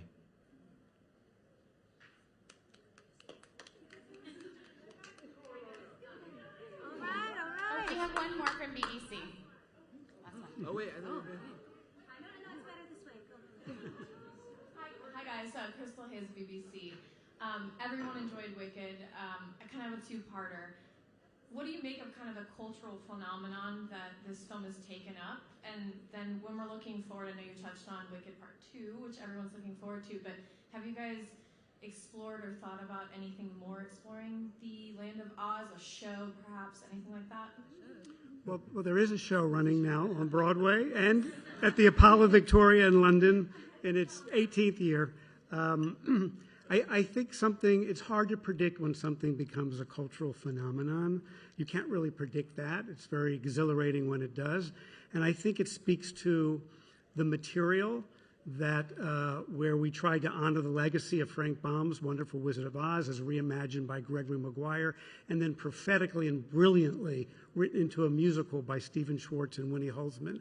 And when you have a story that entertains people, that makes them laugh and cry, but where they also see something of themselves in it and the world they live in, no matter when they experience it. The original musical was written 25 years ago. That's what makes something timeless. It's like when I was a kid, I'd watch The Wizard of Oz every year with my family. We'd gather around the TV here, and there was something timeless about it because it lives outside time. And it always, no matter when you experience it, reflects your world, and you see something of yourself while you're being entertained. And that's probably the reason why it has become a phenomenon. Thank you so much. Congratulations. Thank you all.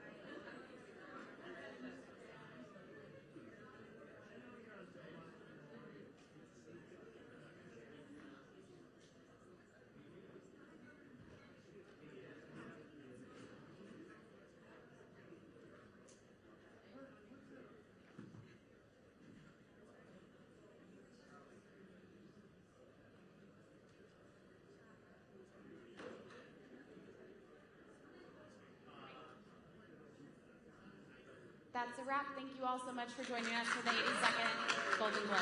Thank you.